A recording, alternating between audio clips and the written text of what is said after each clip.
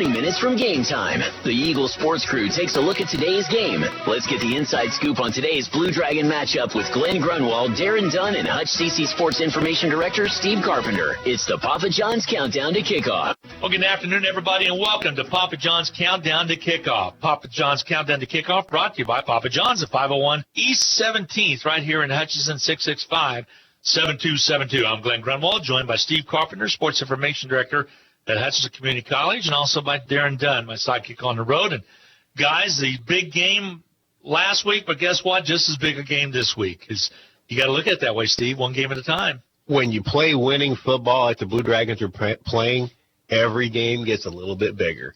This week, number 20 Highland, the fourth consecutive week the Dragons play a nationally ranked team. First time in history that's in Blue Dragon history that's been done.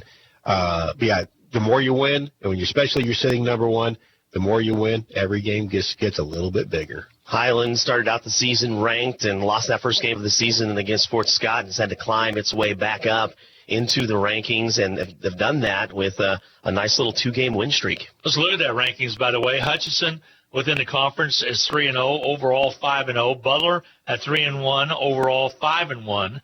Then you have Garden City at 2-1, Fort Scott at 3-2, Indy at 2-2, Highland at 1-2 in the conference, 3-2 overall. You're exactly right. They're clawing their way back in that, but they're just one win away from being at 500 and have a lot of important games down the stretch to go. So this is a good football team we're taking on in the Highland Scotties. Well, if you think back to the last two meetings with the Scotties, 2 years ago at Gowan Stadium, double overtime.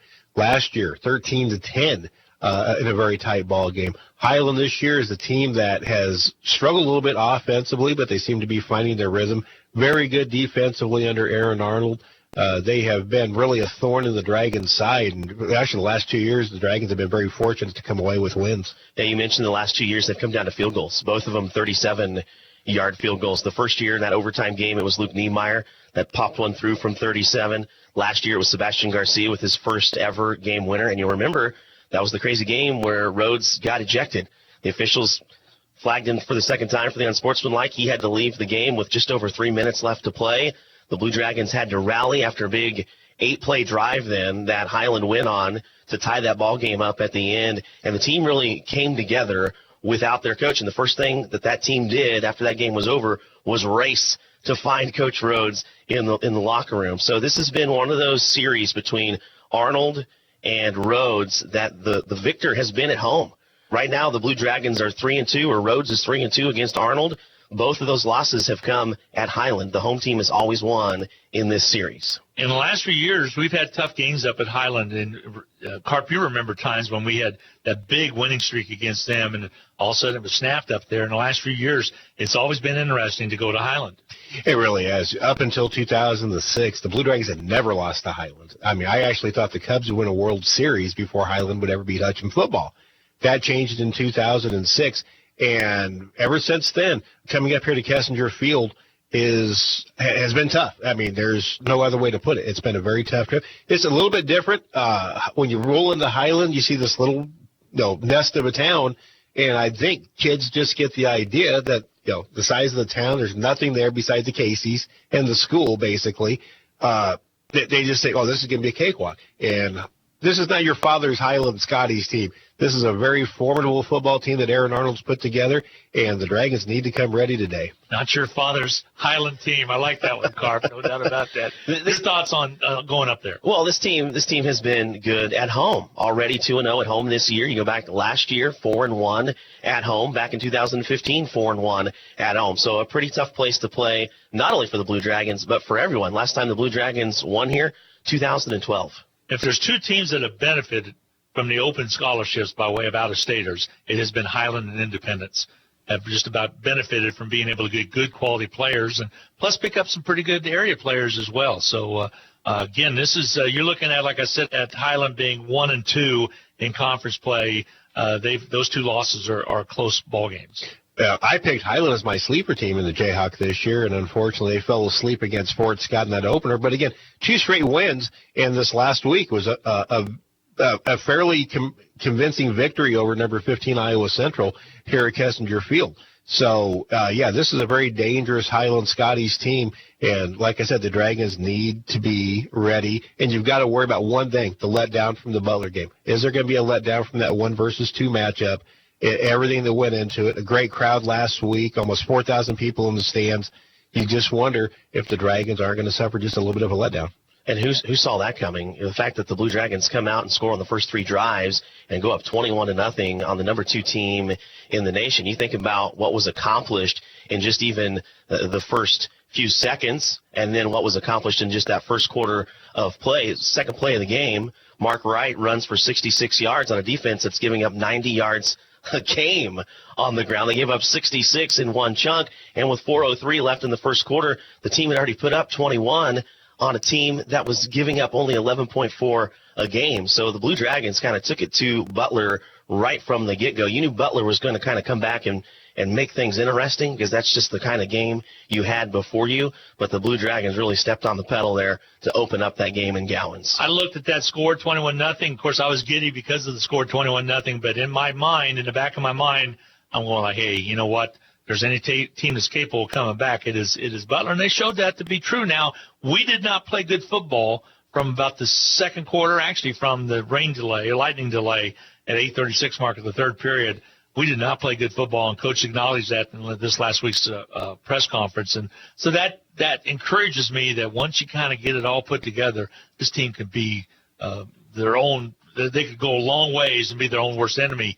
Maybe if anybody's going to stop this team, maybe it's going to be Hutchinson themselves. That's a very good point. Again, like you said, the Dragons, after the rain delay, and we had set this up at the Iowa Western because we had a rain delay up there, that sometimes the team ahead will lose momentum. And fortunately, at Iowa Western, Tyon Evans had that 95-yard kickoff return to start the second half. No such thing here. The air was deflated. The stadium was two-thirds empty. A decent number of people came back after the delay. But that great first quarter, first half atmosphere was gone, and it really was hard for the Dragons to kind of rekindle the fire, and fortunately they held on. This Dragon team, especially offensively, has been so good at answering when teams have come back and made things close. And it took the Blue Dragons a little bit longer this time to answer that call. But you still, at least for me, I had that feeling, not sure when it's going to be, but this team is going to answer at some point. And they did by getting back up by a couple of touchdowns. Here's my crazy point for you of the week. Since opening the season down 7-0 at Ellsworth, Hutchinson has not trailed this season. Now, they would have only been down for 2 minutes and 16 seconds. Remember, that first extra point of the year gets blocked, so the Blue Dragons have to score again. So the Blue Dragons have only been behind this year for 7 minutes and 28 seconds of football. And that's a good number to build off of, and that's an interesting little trivia. Might have to use that for a giveaway someplace. Don't know where we'll do it at or when we would do it, but that's interesting. Let's listen to what Coach Rode had to say about the big win over Butler. I thought our offense did a really good job of creating more explosive plays, plays of 15 yards or more. We had 8 of those, which I thought was a huge key to the game. Several of them came early, and I thought that was good to get off to a fast start. He was pleased with his team, although he said we didn't play very good football after that break, so they'll have to get that fixed. Yeah, exactly. And I think that may be the reason why you won't see a letdown. That football team, to a player, was not happy with that second half performance, and it's been a hard week of practice. They're very focused. So, again, you always say that after a big game like that, but because of the way the Dragons finished, they should be very focused today. Mark Wright, KJCCC Player of the Week, NJCAA Player of the Week, has about 78% of the offense. Every team that has come in has known, okay, Mark Wright offensively is the guy that we have to stop. If a team like Butler can't shut down Mark Wright, who is going to be able to find a plan to shut down this quarterback? Tell you what, he had 2 plays, and we're going to break here in a second, but he had 2 plays. One was in the first half and one was in the second. The one on that second throw to cross for what turned to be 69 yards on the touchdown throw, cross coming out of the backfield as a running back. He's just sidestepped that one blitz just beautifully, and he was able to find his receiver, put it out there perfect. That was an on-the-mark money pass. And then the throw to Tinsley, I had him in my binoculars. He threw that ball as hard as he could throw that ball. with a blitz coming in. He knew he was going to get nailed. He knew it was going to get hit hard, but he put enough velocity on it so that sometimes when you're getting hit, then it takes off the follow through on the throw. He knew he had to throw with all his might. Hit Tinsley. That was a big touchdown, no doubt about that. We're going to take a break and be back with more on Papa John's Countdown to Kickoff. When we return, we'll be back right after this. At Papa John's, we like to say, better sausage, better beef, better bacon, better julienne cut Canadian bacon, better pepperoni. Papa John's. For a limited time, get a medium meats pizza made with 5 premium meats free of artificial flavors or fillers. Or our new barbecue meats pizza made with smoky Southern-style barbecue sauce for only $6.99 each. Better ingredients, better pizza. Papa John's.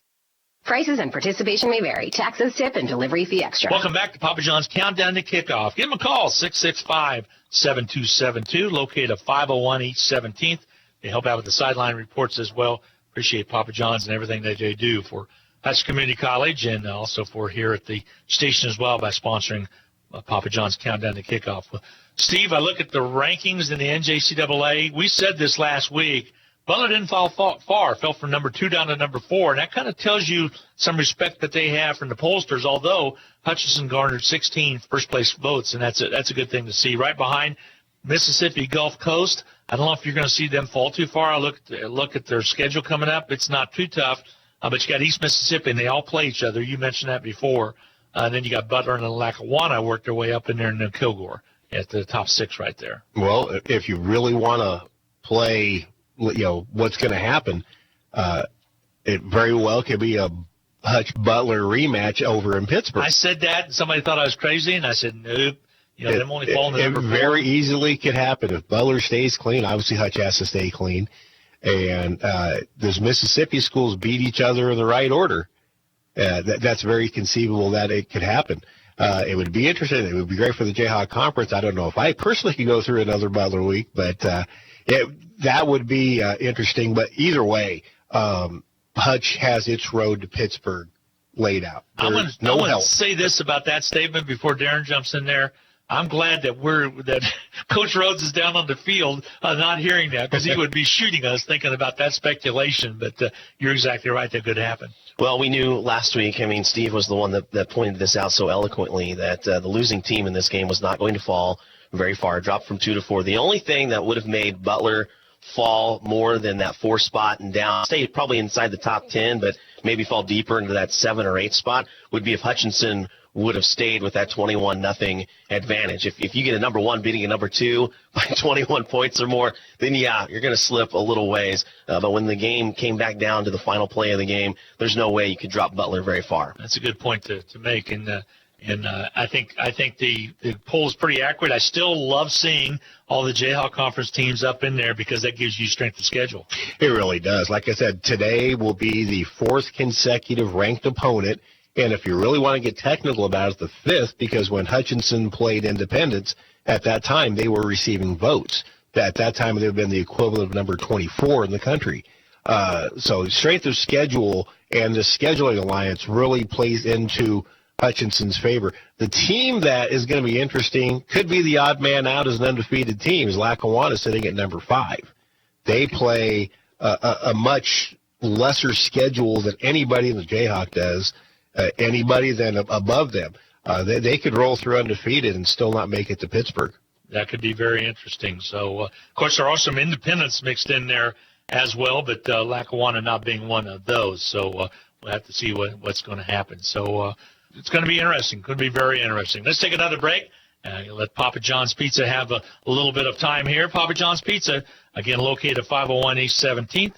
665-7272. Give them a call. We'll be back with the final segment right after this. At Papa John's, we like to say, better sausage, better beef, better bacon, better julienne cut Canadian bacon, better pepperoni. Papa John's. For a limited time, get a medium meats pizza made with 5 premium meats free of artificial flavors or fillers. Or our new barbecue meats pizza made with smoky Southern-style barbecue sauce for only $6.99 each.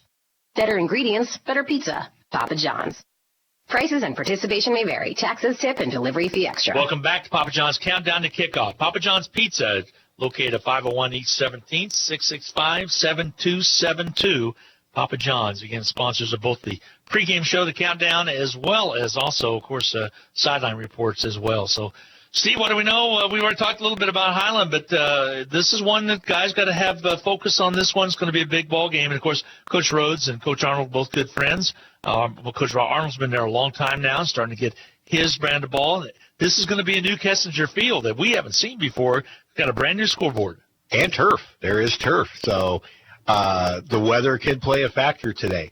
The fact that there's brand new turf is very exciting to me because several years ago I remember coming up here in Import and it was a mud bowl, and trying to stat that was impossible. But yeah, Kessinger Field's kind of had a makeover to it, and it's been kind of in two phases. The press box went through one several years ago, and Coach Arnold and former athletic director Tyler Nordman really did a nice job in fundraising and getting the rest of it put together.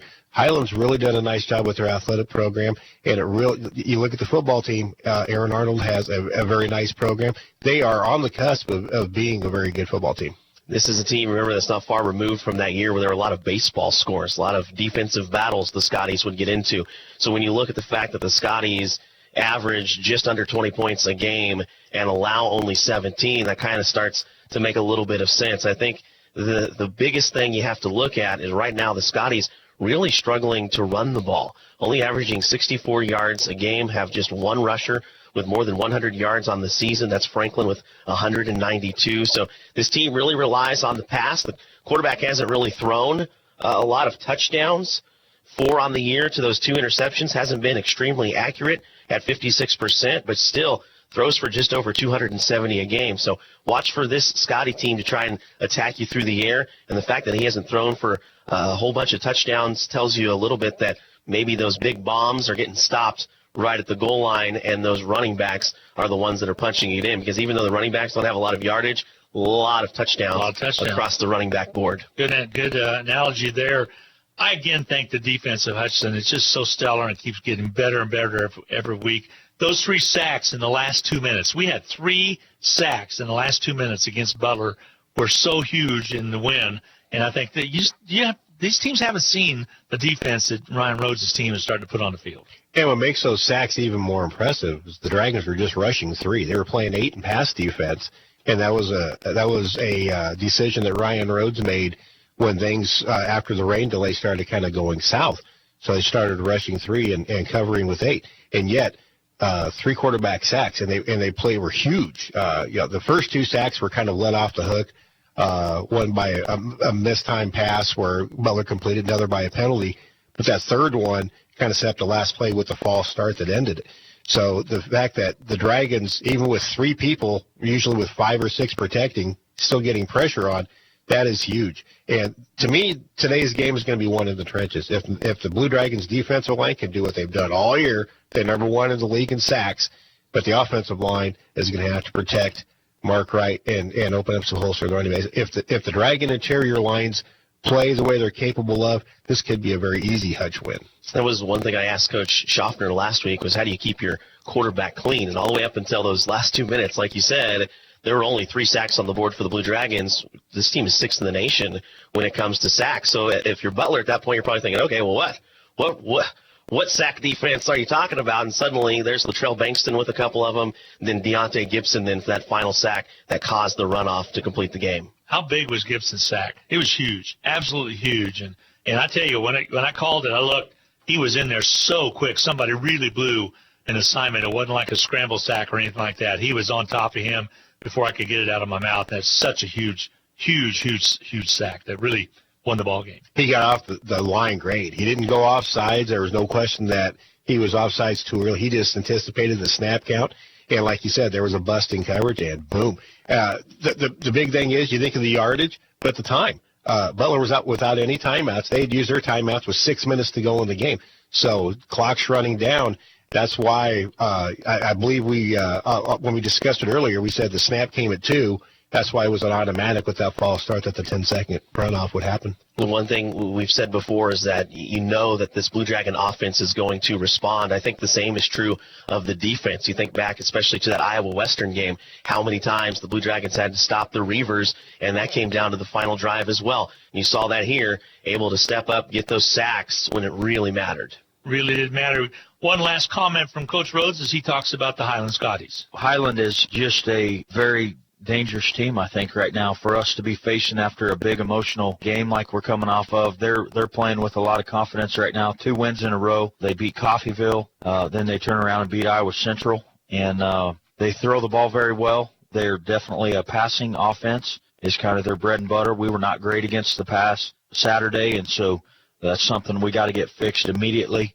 And always a tough place to go play up in Highland. We'll see what's going to happen. We're getting set to get underway. Again, thanks, everybody, for tuning in to Papa John's Countdown to Kickoff for this Saturday afternoon, a rare 1 o'clock start. We're usually always starting at noon or even earlier with Countdown, but we'll be back with more next week. So, again, Papa John's Countdown to Kickoff brought to you by Papa John's, 501 East 17th, 665-7272. Kickoff just around the corner. So long, everybody. We'll talk to you in just a little bit. This has been the Papa John's Countdown to Kickoff with Glenn Grunwald, Darren Dunn, and Hutch CC Sports Information Director Steve Carpenter. Now we know what to expect during today's contest. The kickoff is just ahead. Enjoy today's Blue Dragon contest on Eagle Radio. It's time for the Hutch CC Blue Dragons on radio. The Blue Dragons on Eagle Radio are brought to you in part by First National Bank, Next Tech Wireless, H&R Block, The Medicine Shop, Pools Plus, Anchor In and Anchor Away, and these Sportscaster Club members, Lowen Corporation, Burning Chiropractic Center, Dr. Robert F. of the Hutchinson Clinic, Portfolio Recovery Associates, Green Vision Group, Barclay Plumbing, Mega Manufacturing. Sideline Reports brought to you by Papa John's. Now let's head to the broadcast booth for the Blue Dragons game. Here's the Eagle Sports crew with all the action of the game on the Hutch Community College Blue Dragon Sports Network. Well, good afternoon, everybody, and welcome to Highland, Kansas. Glenn Grunwald along with Darren Dunn, and also again, Steve Carpenter in the booth with us as well, providing all of the statistician work. So glad to have you along. Sunshiny day at Highland, Darren, and it wasn't that way when we rolled into the town about 11:30 or 11:15. Yeah, went through a lot of rain on the way up here to get here. Then we got here, a lot of heavy rainfall, and it looks like a lot of that has dried up a little bit here. I'm surprised the sun is out. They were calling for pretty cloudy skies here this afternoon. 66 degrees, going to be game time temperatures more than likely. We're about 8.5 minutes away from the opening kickoff, and we'll be getting the national anthem coming your way in just a little bit. Again, I even got a couple tailgaters with Hutchinson Blue Dragon signs over to the west. This is one of the only east and west fields still left in the league. I think Carp said it was the only one still left in the league. Of course, Garden City had one for a long time. What kind of different perspectives did that throw on it, Darren? Yeah, maybe a little bit. I mean, the only thing is you think about the common phrase, right? You got to run north and south. Well, today it's okay to run east and west. With the wind pretty brisk out of the northwest at about 12 to 15 miles per hour. Might kick up a little bit. Again, we talked about the heavy rain we came through. Talked with Josh Gooch by phone earlier on, and he had caught a lot of rain as well, just on the west side and south side of Topeka. But it is clearing off right now. Should be a good matchup. This should be an interesting matchup because for the fourth consecutive week, the number one ranked Hutchinson Community College Blue Dragon football team is matched up against a national-ranked opponent. And Carp even said in the pregame you could even take a look at the fifth because of the vote getting at one time. Somebody was 24 at that one time. But also it's the fourth time in 6 games that the Blue Dragons are on the road, and they take on number 20 Highland. Yeah, it hasn't necessarily been an easy task to start the season at 5-0 for the Blue Dragons, yet this team has done it. And, Highland has been such a tough place to play the last couple of times that Hutchinson has come here. That's no secret. Hutchinson hasn't won here since 2012, so it doesn't get any easier with the team that had a couple of losses early in the season after starting at number 16 and now is fought back into the rankings at number 20. We're going to take a quick timeout, a 2-minute timeout, as they're going to do the Star Spangled Banner. We'll be return to Highland, Kansas, and we'll be back with more right after this 2-minute timeout. If you could own a vacuum that would last decades for under $200, would that pique your interest? The bag lady Donna Pitzer has bought out the inventory of another Panasonic dealer and is passing the savings on to you. Panasonic vacuums are the standard for many, and right now, get a top-of-the-line Panasonic Performance vacuum for only $199.95. These vacuums normally sell for $400, but right now, you can own one for only $199.95 with free delivery. These prices won't last, and neither will these vacuums. Call the bag lady Donna Pitzer at 663-4322. Hi, Brian Bobo, General Manager at Midwest Superstores. We know when looking for a pre-owned vehicle, finding the exact vehicle can be tough. So we want to make it easy. We have over 500 pre-owned vehicles available in our huge inventory. How do we do it, you ask? Well, we have available in inventory from all of our other locations. And unlike the big chain stores, we do not charge to bring one in. So if we don't have it, we'll find it or we'll get it. So come see us today at 1100 East 30th or online at MidwestSuperstore.com. It's football season, when the weather is warm one day and cold the next. Stay ahead of cold and flu season by drinking plenty of liquids, getting enough rest, and keeping your hands sanitized. Come see the friendly folks at Ashcraft Pharmacy, your locally owned Health Mart pharmacy, for over-the-counter medications to help alleviate symptoms. And if you need a prescription, we offer free mail-out, free delivery, or call ahead for our handy curbside service. Go Dragons! From Ashcraft Pharmacy in the Hart Shopping Center, South Hutchinson, and Health Mart, caring for you and about you. In need of a business loan? With the First, you are promised personal service and commercial lending.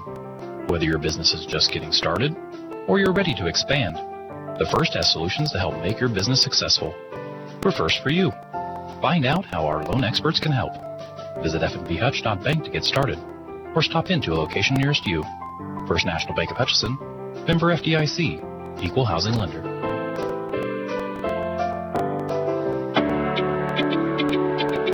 Good afternoon and welcome back to a sunshiny Highland, Kansas. Glenn Grunwald along with Darren Dunn. And Darren, we got the word 2 days ago, 48 hours ago, that due to the activity after the ball game, the win over Butler was tainted a bit by several players getting into an altercation. There will be 9 Blue Dragons that will not suit out today to be suspended, and 16 Butler Grizzlies as they take on Independence tonight. So that is taking place. You're going to be missing some depth is going to be missing, but Hutchinson defensively is really going to be strong. They have been strong all year long because you're going to be missing some from the defensive ranks and one from the offensive ranks. Now, first of all, I'm surprised the NJCAA waited so long to say anything about this. You expected news from something like that to come out Monday, Tuesday, earlier on in the week. You have these guys practicing all week as if they're going to play, and then suddenly they find out, like you said, 48 hours before kickoff, that they're not going to be able to play. A couple of those faces that are going to be missing, guys like Kermari Gaines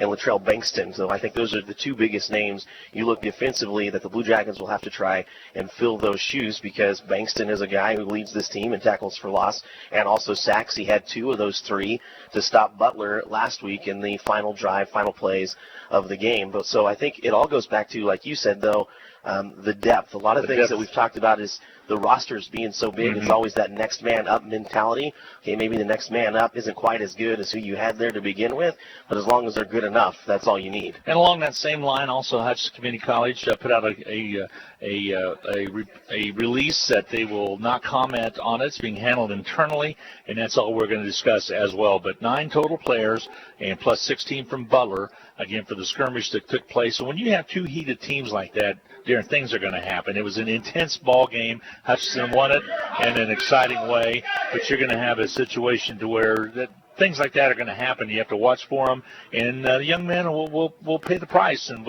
again, with the depth, I think Hutchinson's going to be fine today. Yeah, I think so as well. I think you're going to have an interesting look today at a good game between the number 1 passer in the league against the number 2 pass defense in the league, and then, of course, the number 1 sack defense in the league as well, and tied for 4th in the nation. So we'll see what the Blue Dragons can do against Joseph Cambridge, who has been so good at that quarterback position. He's already over 1,000 yards on the year, and he's done that in 4 games. He himself, you talk about suspensions, he was suspended for the game against Ellsworth earlier this year, and so he's done all that he's accomplished in 4 games this season for the Scotties. He's 6'1", 180. He's a redshirt sophomore, Joseph Cambridge, number 7, if you're watching on the stream. So glad to have you folks along on the YouTube stream as well for Hutchinson Community College football. The captains are meeting out at midfield. Quarterback Mark Wright is first in the league with 10 touchdown passes. He's 4th in passing in the Kansas Jayhawk Conference with 179.6 yards per game, and ranked 3rd in rushing with 81.8 yards per game. That's a little bit of a concern. He was your KJCCC as well as the NJC National Junior College Athletic Association Offensive Player of the Week. So Mark Wright has just been fantastic. amazing. He had 78% of the offense last week in every game we've gone into. We discussed this a little bit in the pregame. Every team that he's faced, they've known, okay, this is the guy we've got to stop. He's leading passer. He's the leading rusher for this team. We have to shut him down, and so far, no one's been able to do it. Mitch Tinsley with a big touchdown catch last week that really kind of sealed the deal for Hutchinson. Is 22 catches, 304 yards, is fifth in the league. Tinsley's 3 touchdown receptions are third in the league. And, of course, running back by committee, I love this. Kendall Cross, Trey Coleman, Aaron Collins have all been protected along with Mark Wright at the quarterback spot. It's made a big difference. And defensively, you already talked about it. We're going to be out without the services of Bankston and Gaines today, but we've got some depth that's going to step up and maybe get some opportunity to get in some minutes of their own. Yeah, and this defense really has to be aware of that pass today. That's how Highland has moved the ball, only 64 yards on the ground a game. So watch for that passing game. Now, don't be surprised, is what we're saying, when Highland gets on offense, if Highland comes out and throws on first and second down. One other game ahead of us today, Garden City at Iowa Central. Garden City was trailing in that game up at Fort Dodge, Iowa. We'll keep track of that one. The other one's all later today. Ellsworth at Iowa Western. Dodge City at Coffeyville, Butler at Independence, the night game, one of the feature broadcasts today. We're at Kessinger Field. They got a brand new turf on the field, plus a new scoreboard off to the west, and it is good looking, and we're about set to get underway. The Blue Dragons will kick off, and the Highland Scotties will defend the goal to the east, and here we get set to go. Sebastian Garcia to toe the football. And we're about to get underway for this big matchup between number 1 and number 20. There's the end-over-end kick. It's going to be taken deep at the goal line, and up the field will go Highland with a nice return all the way across the 40, down to the 30 of Hutch. He's going to go all the way, so an opening kickoff all the way for the Scotties of Hutchinson. Brian George. No one ever got close to him on that 95-yard return. I mean, no Blue Dragons got even as close as putting a hand on him. He just took it around that left side. It is 6-0. The Scotties on top. He broke loose at about the 30-yard line. By the time he got to the Huts 30, it was sayonara. No flags on the field, and they'll try to point after. And a quick strike by the Scotties quickly. 6-0. They lead it. Now they get set for the extra point. So a quick, long touchdown run, or touchdown return by the Scotties. Now a late entry into the field of play, and there will be a flag on the play as the clock ran out, so there'll be a delay.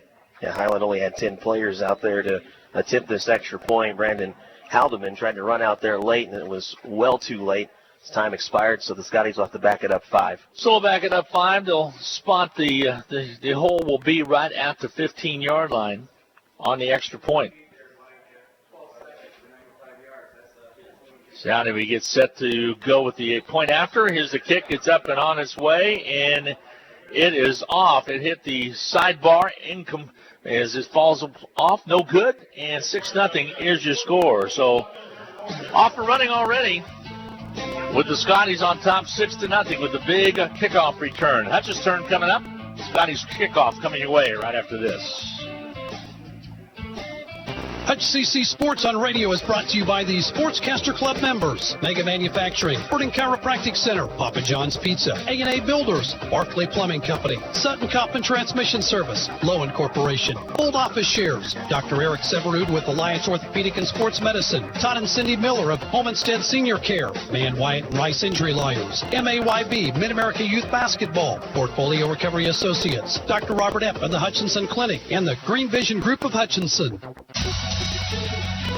Well, a little concerned about special teams. That is the kickoff was returned by Brian George for 95 yards and a TD. And like you described, Darren, he was wide open once he hit his own 35, and just up the sideline he went. Yep, never touched. And now you have to ask the question, okay, how quickly can the Blue Dragons bounce back? We mentioned in the open, this team has only trailed for 7 minutes and 28 seconds this year, and that's been since the opening score against Ellsworth. Finrud with the kickoff. It's going to be a short one taken by the Blue Dragons. They're trying to get one of their own, but across the 35, falling forward to about the 39-yard line on the return for Hutchinson. And they'll mark it right at the right just short of the 40-yard line, mark it at the 39. That might have gone for more had Jamel Miles not jumped in there and made a good open field tackle. So Hutchinson will have their first possession of the game, trailing right now 6-0 the number 20 ranked Highland Scotties. Highland Scotties 3-2 coming into this ball game. Mark Wright, the quarterback. Again, NJCAA Offensive Player of the Week. The throw on the outside, the catch is made by Braham. Trying to sidestep one defender and maybe gets about a yard and a half out of the play. There's a little flat pass on the outside. We saw that against Iowa Western. That's how they came out there, just the little dump passes, I'll call them, and that one's successful for a gain of 2, 2nd down and 8. Yeah, we talk about maybe the Scotties come out and throw on first down, and you see the Blue Dragons do just that. So Mark Wright in the shotgun now. They'll set up, tied on the formation, both on the left and right. They'll send a man in motion. The give on the left side around the outer perimeter, carrying it forward close to the first down. A short is the stop out there. Henderson. Yeah, Henderson, that'll go down as his first reception of the year. It looks like it's kind of a handoff in the backfield, but that little pitch goes forward, and those are passing yards for Mark Wright. Spot not as good as I thought it was going to be. It'll be a 3rd down and 2 coming at the 47-yard line. Hutchinson's own 47. Hutch now Tinsley on the right side. Mark Wright, the quarterback. Sometimes Wright keeps it. He will. He'll step across and has the first down. Gets it across midfield to the Scotty 49. Stop was made out there by Jonathan Butler for the Scotties. There's been not much question about his decision-making this year, and that's why you trust your quarterback on 3rd down to go get you a first for a team that is 38% on 3rd down conversions. He's very confident. One thing he does not do is change his mind. I mean, once his mind is made up, he tucks the ball and goes. So 1st and 10 for Hutchinson on the Scotty 49-yard line. Man in motion, back to pass. 3-step back, goes to the throw on the outside. Catch is made on the outer perimeter. Braham catches the ball out there, stretches forward to about the 43-yard line. Nice pickup. Pickup of about 6 on the play. 2nd down and 4. 8th reception of the year for Keon Clary. Clary on the catch. Thank you. Now Braham, number 83, split to the left side. Burt on the right side, one of the favorite receivers. Wright's going to keep it himself, and they have him sacked up pretty good, but he falls forward to about the 41-yard line.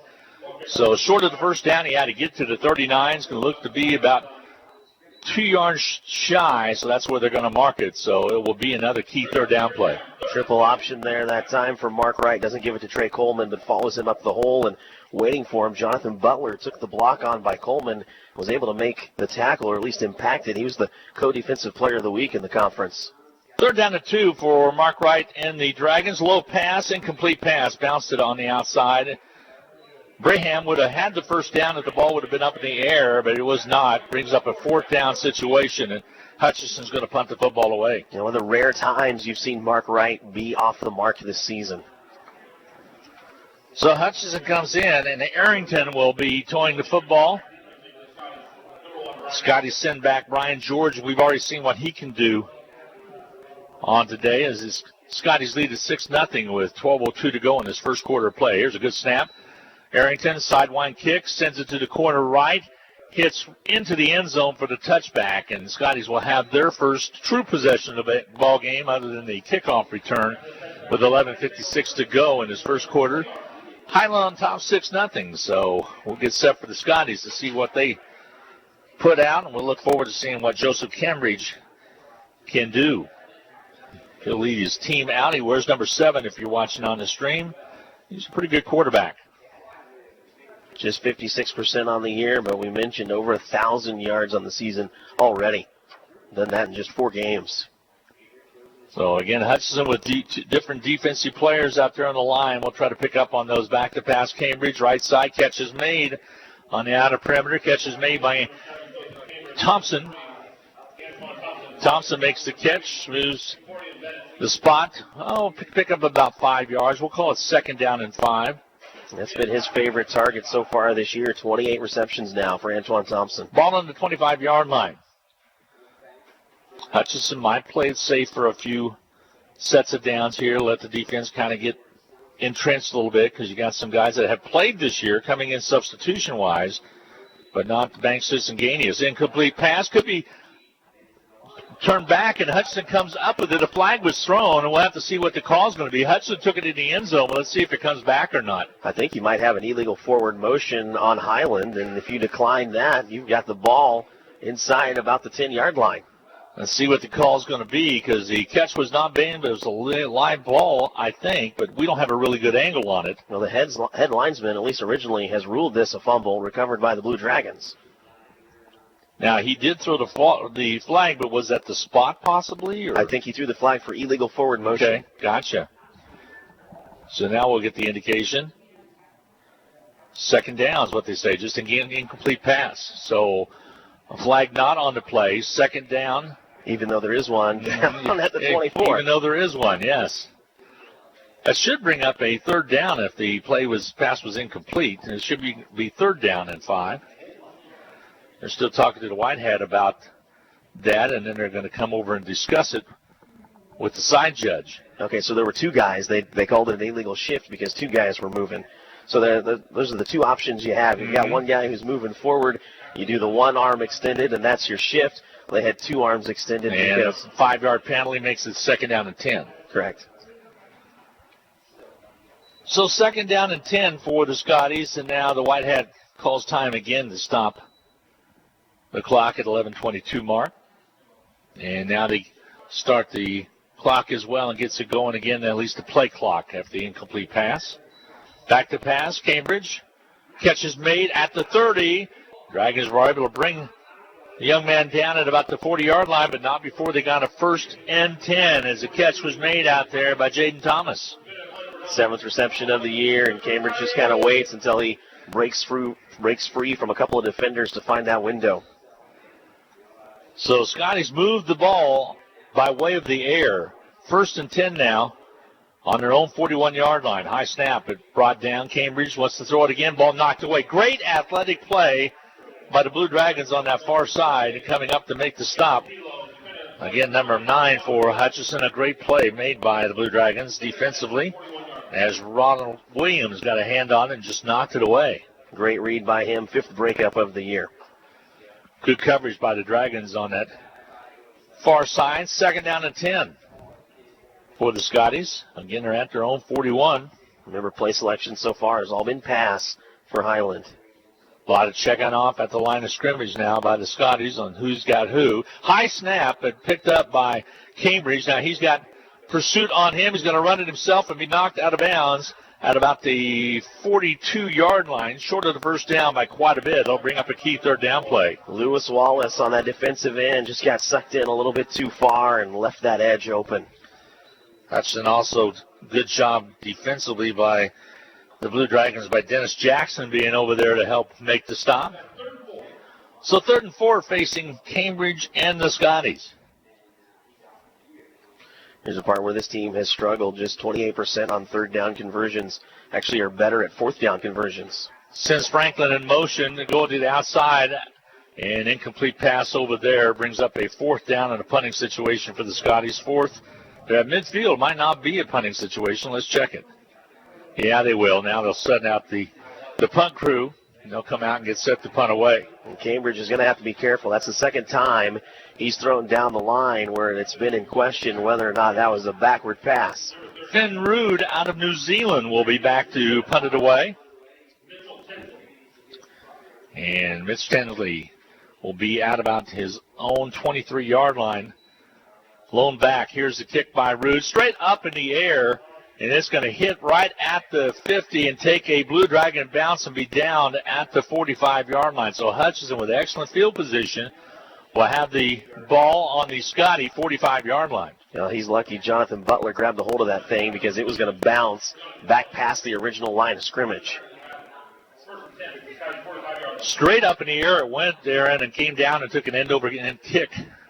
And I said it almost went back past the original line of scrimmage. It did. That was a negative 2-yard punt. Hutch High had a player by the name of Paul Allen that did that in high school back in 1986. PA will shoot me if he's listening to this broadcast, because that actually happened. It went straight up in the air and backwards for a -5 yards. So 1st and 10 for Hutch on their second possession of the game. Mark Wright, the quarterback. Steps up, checks off. Got running backs on his left and right side, and crosses out there as well. Wants to throw the football. Good block. Throws it on the right side. Has Tinsley open and incomplete. Tinsley had a hand up and got a hand on the ball, but an incomplete pass to Tinsley brings up a 2nd down and 10. Why not go for it right there, huh? Well, and I'll tell you who else had a hand in it. John Ross had a couple fistfuls of Tinsley's jersey and held him from getting to that football. So 2nd down and 10, no flag on the play. They'll split out Tinsley to the right side again. Pitch to the outside. Cross trying to make something happen. Turns it straight up the field. Gets across to 45, and that's where he stopped. Big stop made by number 51, Cameron Hill, out there as well for the Scotties. So 3rd down and 9 facing Hutchinson. Ball on the right hash mark. Scotty's Butler coming in out of the linebacker spot to make the stop as well. So key 3rd down and long here for Hutch. Tinsley in motion. Back to pass. Mark Wright steps up. Throws it all the way down. Has a receiver out there, but incomplete pass overthrew the receiver all the way down, which would have been Graham. Had Jay Matthews locked in on him and John Ross. He had a defender underneath him and a defender on top of him. Wright does a good job of navigating the pocket and stepping up, but really nowhere to go with that ball. Arrington will punt it away with 9:20 to go in the quarter. Hutchinson trailing 6-0. Scotty's returned a 95-yard kickoff return for the opening play and the opening score to lead 6-0. Here's the snap. Arrington gets it away. High end-over-end kick. Hits it about the bounces all the way down inside the 10, all the way down to the 1-yard line. So a nice punt by Arrington. It was 3rd down and 9, took it all the way down. So 1st and 10 now deep in their own territory for Highland. 7th time he's put a punt inside the 20. You remember when he did this against Butler? Butler had some trouble getting that ball back out of there. So the Scotties will take over possession deep in their own territory at their 1. And Cambridge brings his troops back out there. He was able to move the ball to midfield. And then the drive stalled at about the 50-yard line. And then they had a negative yardage punt that gave Hutchinson good field position, but weren't able to do anything with it. Cambridge out of his own end zone in the shotgun. Gets the snap. It's a good one. Throw on the outside. Catch is made. Catch on the outside by Trey Lee and knocked out of bounds at about the 8-yard line. Anthony Green just a little bit late in coverage trying to get out there. Mark it officially at the 9, 2nd down and short. About a yard to go. So Cambridge with a little more room to work. And his last possession had a couple high snaps to deal with. That one was perfect. So Cambridge gets set. They check off. Twins on the right side. They send a man in motion. Here's the snap. Cambridge jumps back, throws it across. Catch is made at the 19 for the 1st down. Fumble on the play. Hutchinson picks up the ball and has it. Let's see if it's going to stay true or not. Trying to get the good return all the way back down inside the 20. And it will be an intercept. They fumble on the play, picked up by the Blue Dragons. So they cough it up, Darren. DJ Edwards had it on the way down, lost it. Good job by Jeremy Spraggins being alert to pick it up. And Hutchinson will have the ball now. And Spraggins out of the linebacker spot, due to pick it up, and it'll mark it at the 19. So Hutch with great field position now at the Scotty 19-yard line. 4th fumble recovery of the year for this defense. Dark clouds starting to move in a little bit. Took away our sunshine that we had. A lot of rain here earlier when we first got here. It rained after we got set up. Pretty muggy out there. So Hutch now 1st and 10 on the red zone at the 19. Mark Wright, the quarterback, back in the shotgun. Will keep it himself straight up the middle. He's got some room all the way to the 10 and stumbles forward to about the 8-yard line. He might have got his foot stepped on. Let's see if he comes out limping or not. And he took it right all the way down for the 1st and 10. It'll be a 1st and goal situation from the 8. And he finished off that run. The 5'10", 186 Mark Wright ran over the top of the 5'11", 160 William McCall. I think he's going to be okay. I thought he had his foot stepped on. He gave the ball quickly to Newsom. Newsom angles down to the 5, so pick up a 3 on the play. Second down and goal from the 5-yard line for Hutchinson. Trying to tie this ball game up. Coleman's been a pleasant surprise this year. All 3 running backs actually have done a good job. And Coleman has yet to find pay dirt. Coleman will stack up right behind Mark Wright in the eye. Back in the shotgun is Coleman. Checked in Mark Wright. Mark gets the waist-high snap, throws on the outer perimeter. It's going to be picked off, intercepted. And Highland will have the ball inside the 10-yard line. We see where they mark it. But the big interception picked up by Javon Matthews.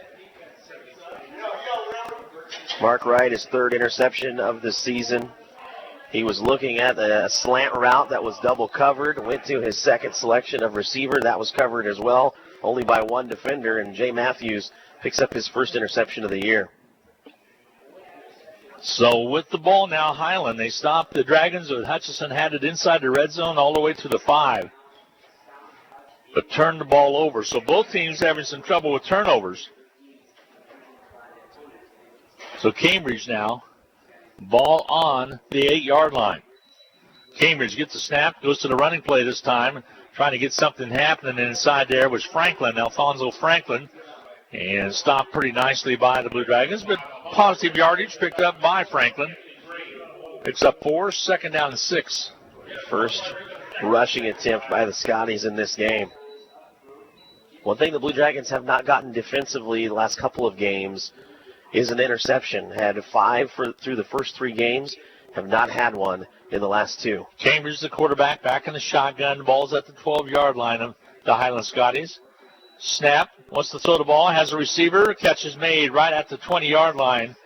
And catch was made out there by number 17, DJ Edwards. And this time he does a good job of hanging on to it as he goes to the ground. Moves the chains for the first down. So the Scotties with the ball on their own 21, 1st and 10. Hutchinson was right there defensively to make the stop, but the catch was made. So the Scotties of Highland coming in at 3-2, ranked number 20. Playing some pretty good football. Look to the sideline to get the indication, and they have 1st and 10 now. Out their own 21. Back to pass Cambridge. Cross the middle, ball broken up. Nice job by the Blue Dragons getting in there defensively for Hutchinson. Jacorian Bennett with his 2nd breakup of the year. Bennett did a nice job of not coming through the player, which would have been an interference. 2nd and 10. Kind of on the back shoulder of the receiver as well. Cambridge kind of left that one short. If he throws it to the opposite shoulder, that might be a completion. So back in the shotgun again is Cambridge. And he has on his hip will be Franklin. Little movement. Give it to Franklin, and he's going to be stopped right at the line of scrimmage and tackled out there by Gardner. Gardner came up to make the stop. LeVar Gardner Jr. read that from the beginning. He was able to escape any block and just meet his man in the middle. Shows you why he's the league leader in tackles and this team leader as well. Gibson in there, who got the big sack last week against Butler. He's in there at the D-line position on the right side. Now he switches over to the left side, and Jackson along with Matthews out there. Cambridge facing 3rd down and long, 3rd and about 7. Back in the shotgun. In the gun, wants to throw it, comes across, incomplete pass. Incomplete. And it will be 4th down, punting situation. Got a little rush from the defensive line that got in there. And he'll set up a 4th down and 7. They had one-on-one coverage between Katron Allen covering Andrew Kelo, and it's just good coverage by Allen. So they'll punt the football away with 4th down and 6 to call with 5:43 to go in this first quarter of play. Again, the Blue Dragons trailing Highland 6-0 as Highland got a 95-yard kickoff return for the score. Here comes Hutchinson. Ball better punt this time all the way back. Tinsley with a fair catch at his own 40-yard line. So he'll gather it in there, and Hutch will have the ball 60 yards away from the end zone with another possession here with 5:37 to go in this quarter. Much better kick by Finn Rudd. The last time he got his toe up into the ball, and that's why the ball went straight up and moved the way it did. That negative 2-yard punt. Remember as a kid, you played in the backyard, you tried to punt it to yourself, and you kick it up like that? That's exactly how you do it. That's why I never saw the field was as a punter. I was good at that, but it didn't get any yardage out of it. All right. Hutchinson with the ball now, 1st and 10 on their own 40. They'll send the man in motion. Yeah, they'll get the ball off and nothing there. Loss on the play. Cross had nowhere to go. That's a great read by Tyler McCaskill, and it's actually his first tackle of the season.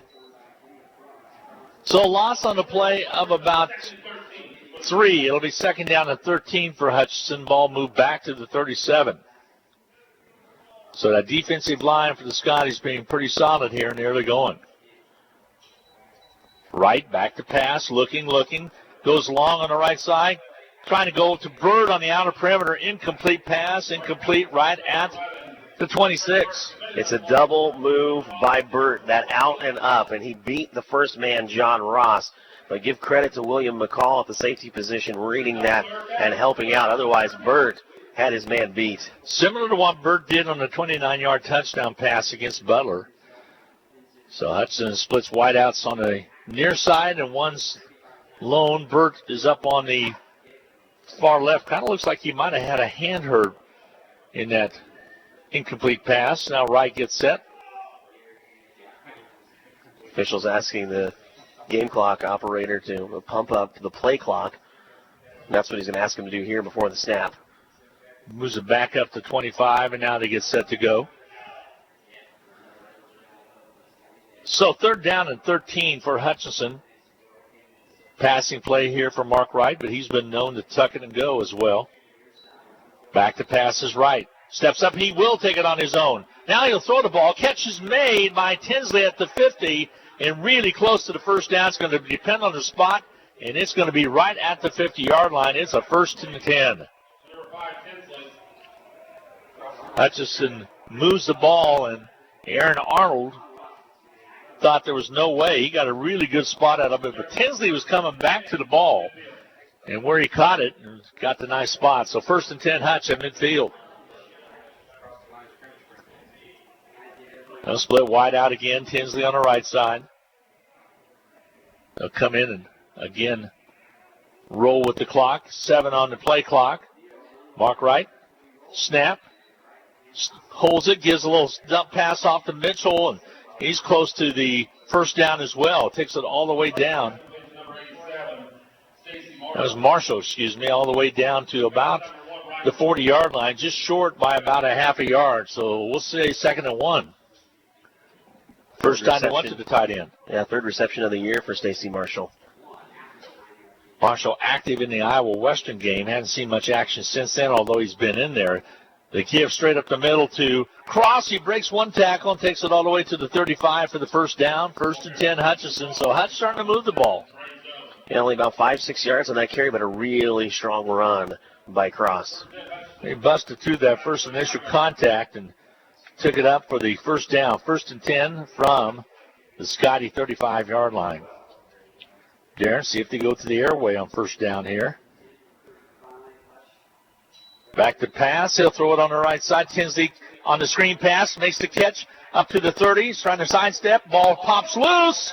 And I think it's down on the ground. That's what they're going to say is Tinsley was down and then the ball popped loose, so the ground can't cause the fumble. It'll be Hutchinson ball. Looks like that one was going to be developed for more yardage. Still a nice pickup. Now just a wall of Highland Scotties when he first caught that ball. He got away from the first wave of about 3 or 4 defenders. If he makes one more man miss, he's gone. 2nd down and 7. And a timeout's going to be taken for an injury. We'll get a timeout as well. We'll be back with more coming your way from Highland, Kansas. Scotties lead at 6-0. Dragons on the drive, though. 3:11 to go in the first quarter of play. Hutchinson with the football at the 32-yard line to the Scotties. We'll be back with more on the Blue Dragon Sports Network right after this. Hi, this is Rob, and I want to tell you about one of my favorite places in Kansas to get a melt-in-your-mouth cheeseburger. It's RV Drive-In, where they've been serving up fresh food, not fast food, since 1948. They're famous for their burgers, but you can also try their homemade pork tenderloin sandwich, patty melts, BLTs, and so much more. Tuesday, Thursday evenings, Friday, and Saturday, they make their homemade onion rings that are the best I've ever eaten. RV Drive-In, Kansas' oldest drive-in at 201 East Avenue A and online at rvdrivein.com. Go Blue Dragons!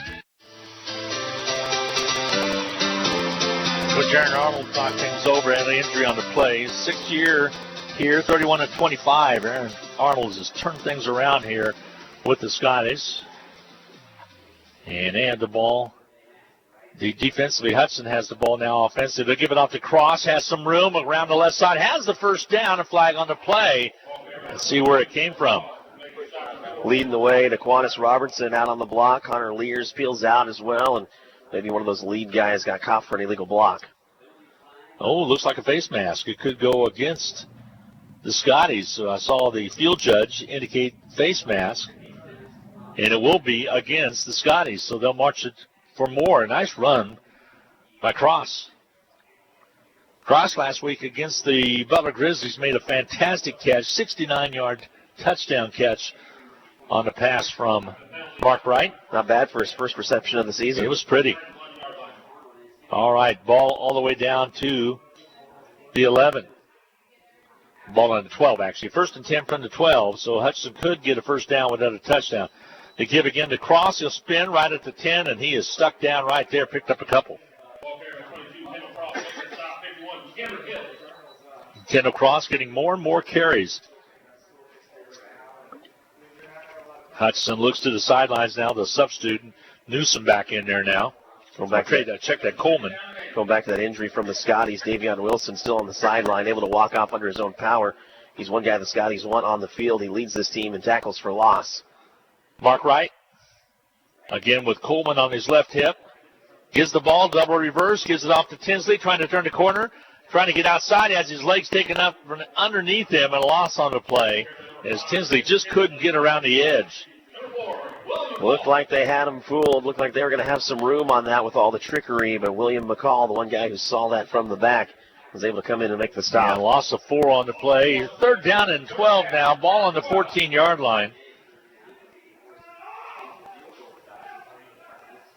So setting it up now will be the Blue Dragons with 3rd down and long. Mark Wright, the quarterback. Back to pass. Looks across, looks and looks, slips and falls, and has a defender right there in front of him. And that might have had a little to do with the damp field. You and I were down there earlier, but the loss on the play brings up 4th down. And this might have also taken the Blue Dragons farther back to make the field goal a little bit more of a problem. But Sebastian Garcia will check into the lineup. They'll spot the ball right at the 29. So a 39-yard field goal here for Sebastian Garcia.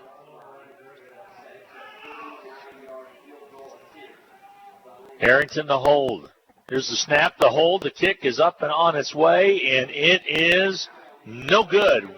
Went underneath the crossbar, so with 23 seconds left to go in this first quarter of play, your score, Highland Scotties 6, the Dragons nothing, and Highland will take over on the touchback right there with the missed field goal. They'll mark it at the 22-yard line. Yeah, did not get clean contact on that football. It didn't have the traditional spin. Not at all. The football actually looked like somebody took it, instead of throwing it the normal way, turned it down to where their points are up in the air and one down to the ground and just spun it at you that way. So Cambridge for the Scotties will have the ball on his own 22-yard line. Gives it off to Forrest, I believe, on the carry. Let's check it. As Franklin picks it up. And perhaps a better way to explain that to you, what that football looked like going through the air. It looked like somebody took it and spun it like a top, is the way it came off of Sebastian Garcia's foot. It came off bad off his foot and was actually under the crossbar. So 2nd down and 7 now. As Franklin picked up some yardage, and timeout's going to be taken. Well, the quarter comes to an end. So we'll go to the second quarter play. Your score, Highland 6 and Hutchinson nothing. We go to the second quarter. Again, Scotties with the football. And when we return right here on the Blue Dragon Sports Network. The Hutch Medicine Shop and the Hutch Blue Dragons have a lot in common. In addition to our logos both being blue, all 3 pharmacists at the Medicine Shop graduated from HCC. Rick Stone in 1984, Brent Bauman in 2001, and Lacey Stone in 2007. In fact, the Medicine Shop has employed over a dozen HCC students over the past 15 years who are now Kansas pharmacists. The Medicine Shop and the Blue Dragons working together as one team.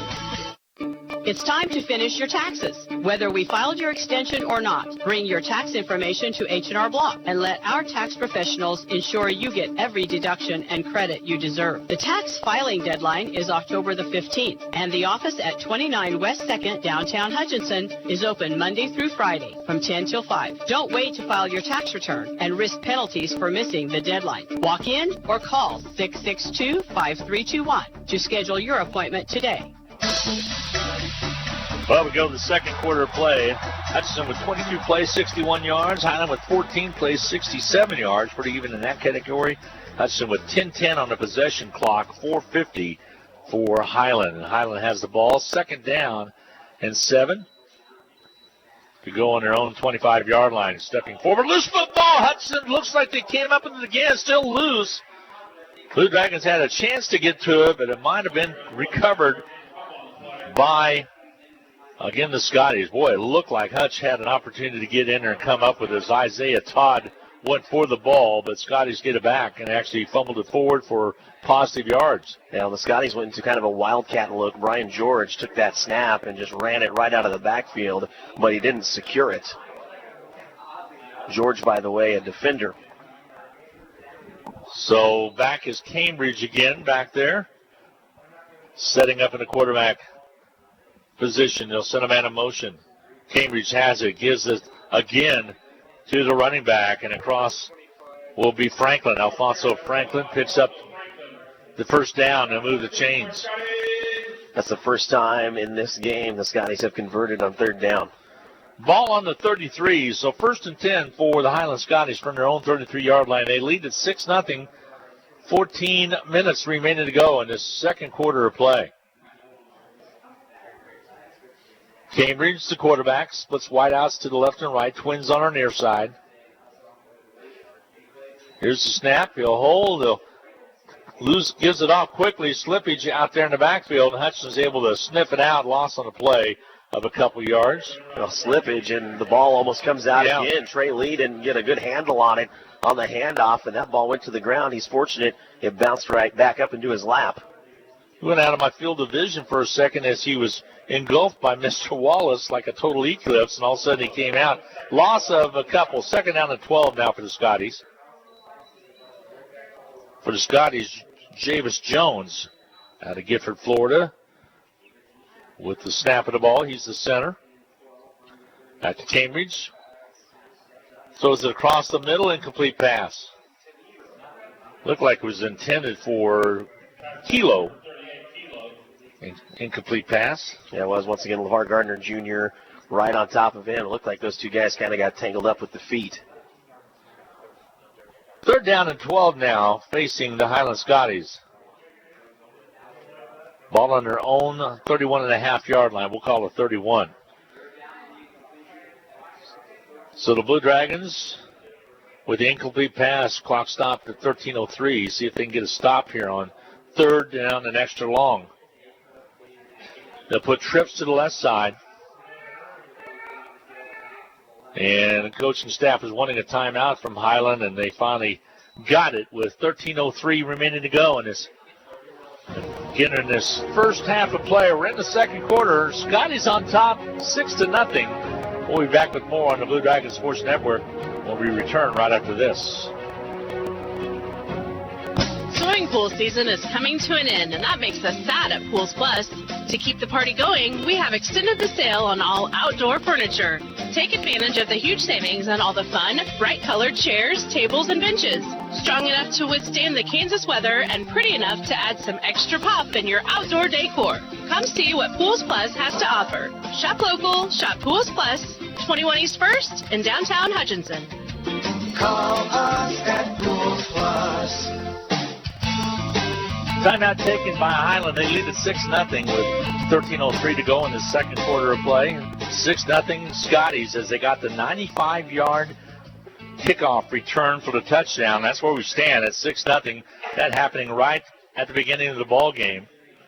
Scotties called a timeout with 13:03 to go to talk things over. As the coaching staff, you can hear them yelling from the booth to our left to get the timeout taken. Yeah, the Blue Dragons in a position they haven't been in really much of the season. That's playing from behind. Cambridge, the quarterback, waist-high snap, steps back, three-step drop, throws it across, incomplete pass. Tipped off just about. That was could have been picked off as three Dragons were trying to get to it as it tipped off his fingertips, incomplete. Threw it a little bit too high for Kilo. Marquise Colvin actually was kind of beaten on that route. Had about 3 yards of separation between the two of them, but Cambridge just misfires. Scotties lead at 6-0 with 12:57 to go in this second quarter. Will have to punt the football away. Dragons will send two deep. Tinsley will be our up back on our near side. And on the other side for the Blue Dragons will be Colvin. Here comes the punt. Rude gets it away. Pretty punt taken by Colvin. Has some room to run. And across the 40, to the 45, to the 50. Down the right sideline all the way down. Cuts inside at the 30. Still on his feet and finally knocked out of bounds at about the 26-yard line. Pretty nice return. Let's see where they officially mark it. It'll be right at the 28. Nice return by Colvin. Very much his most positive return he's had all season long. Well, you remember he was kind of on that bad list for a while, and actually since the Iowa Western game where he muffed that punt. He's been going back for punts, but Mitchell Tinsley has been fielding most of those. That's the first one we've seen him return now for Colvin this season. So Hutchinson with an opportunity here inside the 30. Ball officially at the 28. 6-0, they trail it. Highland with the lead. Mark Wright, the quarterback. Wants to give it off, but he keeps it himself, and he's dropped back for a 2-yard loss to the 20. LaMarcus Washington was right on top of the ball carrier that time the minute he got the ball out of the backfield. So 2nd and 12 now for Hutch. Defensively, the Scotties have been doing a really good job. Again, they got that 6-0 lead. They've held on to that lead as that was where we stand, and this time all the way back, 2-yard loss to the 30. Right in the backfield has Evans on his left hip. Graham just on the outside. Gives it off to Evans, and he'll get it back to the original line of scrimmage plus about 1. Pickup of about 3 yards on the carry by Evans. Evans, you talked about Iowa Western. He came out in the third quarter and returned to kickoff 95 yards and really gave momentum back to Hutchinson in that game. 3rd down and 9 now facing the Blue Dragons. Dragons going right to left as you watch and listen. Mark Wright, the quarterback. They're showing blitz. They hold up a little bit. Mark checks off to the right side. Here comes the play from Gray Cross, the quarterback coach, on the sidelines. Wright gets the snap, steps back, wants to throw it, airs it out on the left side, has Tinsley out there, incomplete, just off the tips of his fingertips, just off his hands, incomplete. Nice coverage by Highland.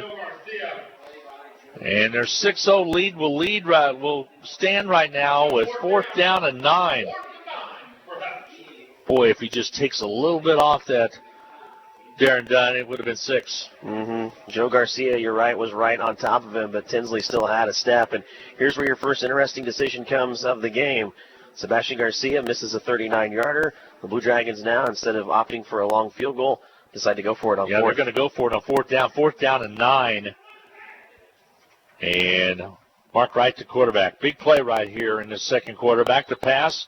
Wright looks to his right side, has a receiver open in and out of the hands of the intended receiver, Bird, incomplete. Scotties will take over. They'll take over on downs at the 27. It would have been about a 44-yard field goal into the wind. Of course, well within the range of Sebastian Garcia, but this year he's now 3 of 8. So it'll be 1st and 10 for the Scotties. They lead at 6-0 with 11:09 to go in this first half of play. We're in the second quarter. Again, if you just tuned in, Hutchinson playing without 9 of their players that were suspended due to the altercations that took place on the field after the win over Butler.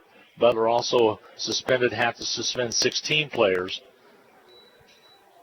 And again, the catch on the outside, but a good defensive effort. Turn loose ball. Dragons come up with it. There's indications from Hutchinson players that the Dragons came up with it, but they might have said he was down already. The Blue Dragons had the best shot. Yeah, they sure did, but they didn't get in there. It's big number 64, which was Xavier Griffin, came out of the pile with the ball. It looked like Hutch had it. Ends up being a 2nd down and 9. An alert play by a lineman to cover that ball up because there were all Blue Dragons around it when it came loose. It was knocked loose by Anthony Green. All right, here we go. 2nd down and 9 for the Scotties, who leads 6-0 over the Blue Dragons, the number 1 team in the nation. They'll check off the left side, shows the parity within this league. The good Highland team. Back to pass. Cambridge rolls out of the pocket now, wants to throw it across the middle. Incomplete pass. Contact right at midfield at the 50. But good defensive coverage by Williams and company back there to make the stop. Yeah, just about a 50-50 ball between the wide receiver and the defender. And Raekwon Prince came in and got just enough of it to keep Williams from coming down with the INT. DJ Edwards was the intended receiver. 10:28 to go in this second quarter of play. 6-0. Scotties on top of the Blue Dragons. They got the 95-yard touchdown or kickoff return for the touchdown to start the ball game. They're sitting on that lead right now. Back to pass. Cambridge rolls to his left, gets some pressure. He's going to go down, and the stop was made there. The sack by Matthews. Matthews with the big sack. Yeah, his first full sack of the season.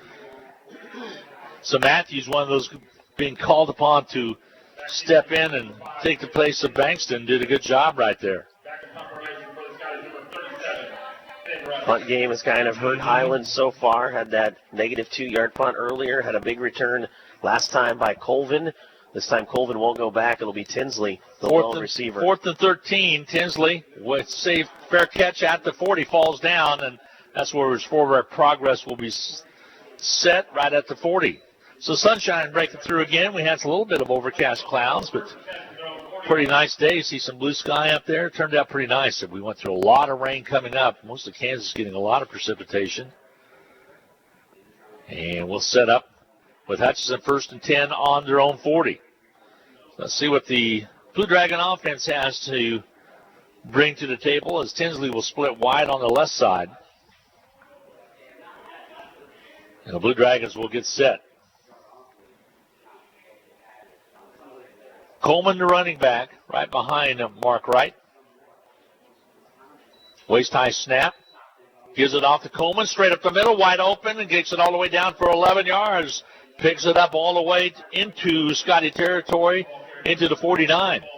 Nothing but a big hole up that left side, as you mentioned, right from the get-go for the Blue Dragons. Darren, they're moving the football just it's between so far the 40s, basically. Yeah, they're getting it down into, I think, what Coach Rhodes calls the green zone, inside that 30, and then things are stalling out. Wright keeps himself. He's wrapped up for a loss. And loose football coughed up and picked up by the Scotties, but they're going to wave it dead. And it's going to be recovered by the Scotty, however, at the 45. And Mark Wright, they were all over him. So another turnover goes against Hutchinson with 9:20 to go in the second quarter. Scotties lead it and have great field position. They lead it 6-0. Yeah, something we haven't seen the Blue Dragons really do offensively much this year. And now they've got an interception, and they've popped up the ball as well.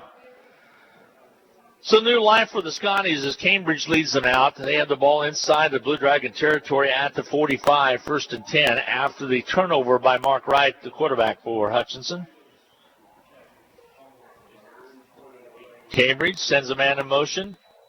Wants to throw it on the outside, goes long, has a receiver wide open, broken coverage, touchdown, Scotties from 45 yards out. The catch was made by Thompson, and he was wide open and took it the distance. 12-0. Scotties on top. Yeah, you said it, just broken coverage, not a single person on him. Lack of communication on those DBs. He faked the flare to the left side, trying to maybe throw it out to Franklin, but elected to go long with it as he looked him off, and wide open was Thompson from 45 yards out for the TD. And the celebration, the Scotties will get their first sideline warning of the game. 12-0. Highland Scotties on top of the Blue Dragons. So they'll try to point after. Cambridge with the throw on second down, was able to catch a wide open Thompson. Kick is up and on its way, and this one is good. And with your score, with 9:13 to go, again, we're in the second quarter play. Scotties 13, Blue Dragons nothing. We'll be back for the Scotty kickoff coming your way right after this on the Blue Dragons Sports Network. HCC Sports on Radio is brought to you by the Sportscaster Club members, Mega Manufacturing, Burton Chiropractic Center, Papa John's Pizza, A&A Builders, Barclay Plumbing Company, Sutton Coffin Transmission Service, Lowen Corporation, Old Office Shares, Dr. Eric Severud with Alliance Orthopedic and Sports Medicine, Todd and Cindy Miller of Home Instead Senior Care, Man Wyatt and Rice Injury Lawyers, MAYB, Mid-America Youth Basketball, Portfolio Recovery Associates, Dr. Robert Epp of the Hutchinson Clinic, and the Green Vision Group of Hutchinson. Blue Dragon football on KHET Hutchinson as well as KWBW Hutchinson. 9:13 to go in this second quarter play. 13-0. Scotties with the lead after the 45-yard touchdown pass from Cambridge all the way to Antoine Thompson. Here's the kick. Deep, taken right at the goal line by the Blue Dragons. They're going to bring it out. 15 up to the 20, 25. Evans spins around, still on his feet, still staying alive with it across the 40 and leans forward to about the 43. Looked like a pinball out there, bouncing around and trying to make something out of nothing. Got a nice return from the goal line all the way to the 43-yard line. I don't know how he does it. He looks like he's going to go down, and then suddenly he's still on his feet 10 yards later. So 1st and 10 now for Hutchinson, and the offense for Hutch needs to get going. They'll have the ball, I stand corrected, it's at the 42-yard line, so a 42-yard return by Nelson. Yeah, Blue Dragons came into this game only having been behind for 7 minutes and 28 seconds of football. They've been behind in this one since the open with 14:48 left in the first. Mark Wright, the quarterback, coughed it up a little while ago, which is a rarity. Gives off quickly to Cross across the 45, leans forward to about the 47-yard line. And nice pickup of about 5 on the play. 2nd down and 5 for Hutchinson on their own 47. If ever there was a time to answer, this would be it for this Blue Dragon offense that's been so good at answering the call all season long. So Wright still has Cross in the backfield right behind him. Splits wideouts left and right. Twins on the top side. Gives it to Cross and he'll have his feet taken out from underneath him at the 49-yard line. Well short of the first down by about 3 yards. So 3rd down and 3 facing the Blue Dragons. Could have gotten more out of that one, but Jay Matthews able to duck underneath Connor Lears and make that tackle while avoiding the block. 13-0. Scotties a Highland on top in the second quarter of play. 8:05 to go in this second quarter.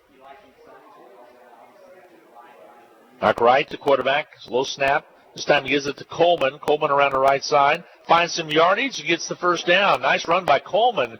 And surged it all the way down to the 44-yard line. So a nice pickup by Coleman with 7:51 to go. And moves it into Scotty's territory when they'll mark the football right at the 44. Yeah, so far Dragons moving the ball well on the ground. It's been in the air where Mark Wright has been just a little bit off today. About an 8-yard pickup right there by the Blue Dragons. Give again to Coleman. Spins away after contact was made to the 40. Picks up about 5 on the play. It'll make it down to the 40-yard line. Actually 4. 2nd down and 6. So 13-0. Scotties lead the Blue Dragons. Clock moving along near the 7-minute mark. It will be really nice for Hutch on this possession to get something out of it, as you just indicated, Darren, because they've gotten close a couple times, but then ends up coughing it up on the turnover. Right, give again, straight away running by Coleman, and Hutchinson offense picking up some big holes. That'll move the chains. 1st and 10. Coleman needed 6. He got 7. It was all he had in him for Jonathan Butler to break free of that block just in time to make that tackle. Otherwise, Cross had a lot of room. So 1st and 10 now for the Blue Dragons on the 33-yard line of the Scotties. Back to hand it off this time. It's going to give off the cross. He forward progress all the way to the 30, so he picked up about 3 on the play. So the stop was made by Washington, so second down facing Hutchinson. Well, the offensive lineman saying that he was being held at the front. Trying to get the call from the referee. So Marshall in at the tight end spot. Wideouts on the left side and right. Twins on the left. Or right to quarterback. Turn to give again to Cross across the 30, and he stopped right there. Maybe got a half a yard on the play. It's going to bring up a key third down call. A good penetration that time by Kaladi Amusan. Tinsley will come into the contest. Cross will check out. Let's see if Coleman comes back in. Yes, he will. And I think a timeout's going to be taken. Got an injury timeout as well for the Scotties. So we'll get a break in. 13-0. Scotties on top. 5:41 to go in the second quarter of play. But the Blue Dragons moving the football. They face a 3rd down and 6 when we return on the Blue Dragon Network right after this. This is Carter File, President of Hutchinson Community College. The proud tradition of Blue Dragon athletics continues this fall. I encourage you to take advantage of the Blue Dragon All Sports ticket. For just $60 for adults and $40 for K through 8 students, you can enjoy over 50 athletic events at Hutchinson Community College. These are general admission tickets that include football, volleyball, men's and women's basketball, baseball, and other selected events. Get yours today at the sports arena or at area Dillon stores. Like us on Facebook, follow us on Twitter, and keep current with all Blue Dragon athletic news and events at BlueDragonSports.com. Well, 5:41 to go in this second quarter of play. 13-0. Scotty's on top. And Darren, you threw out a number in the first, actually on a pregame show, as well as we found it in the notes, which was interesting. Over the first 300 game minutes in the 2019 season, Dragons have led for a total of 275 minutes and trailed for only 7 minutes and 28 seconds. That's being changed a little bit with this good effort by the Highland Scotties. Yeah, you really find out what kind of team you have when now you have to play from behind. Haven't played from behind since Ellsworth put up that first pick 6 of the season. And the Blue Dragons, remember, would have only trailed for a couple of minutes because they responded rather quickly to that pick 6, but had the extra point blocked. 5:20 clock moving away here in the second quarter. Blue Dragons have it on the 30-yard line to give up the middle, and this time Wright's going to take it up close to the first down, but short by about a yard. So a key 4th down play here for Hutchinson. Yeah, so here's your question again. Are you going to send out Sebastian Garcia and let him try another one after he missed from 39? You're going to go for it. It looks like the answer is they're going to go. They're going to go for it. 4th down and 1 from the 25. Big play right here with 4:50 to go in the second quarter of play. Dragons trail the Scotties 13-0. The snap to give. Second effort, trying to sidestep a little bit. Hutchinson should have the first down, as it was Evans on the carry. Yeah, the Scotties have to be upset on that one. Jonathan Butler, your best player, your best tackler, comes in co-defensive player of the week, has the stop, and Tyon Evans able to wiggle free. Evans was able, the stop was made, and he was able to get free just enough. His helmet came off. He'll come out of the contest. Coleman comes back in. Yards are tough inside the 20-yard line. Hutchinson just short of it right now to 22. Tinsley will go in the slot position. Mark Wright on 1st and 10 with the snap. Holds it to the right side, wants to throw the ball.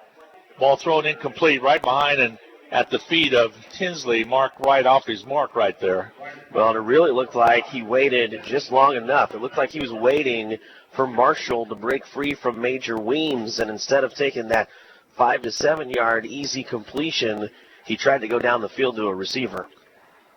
So Hutchinson will face 2nd down and 10 from the 22, trailing 13-0, as Highland Scotties again got the big 95-yard return and also got the 45-yard touchdown pass. Give to Coleman, trying to dance around the outside, has some room to the 20, all the way down to the 15 and knocked out of bounds right there. Had some big room around there at the 20 as edge was sealed off for him. Picked up some nice yardage, took it all the way down 2 to 15. Short of the first down by about 3 yards. He really had his option of where he wanted to go if he wanted to kind of cut it up sooner, because Eric Harris had that kind of block on the defender where you could have run up either side, either hip. Clock moving with 3:53 to go in the quarter.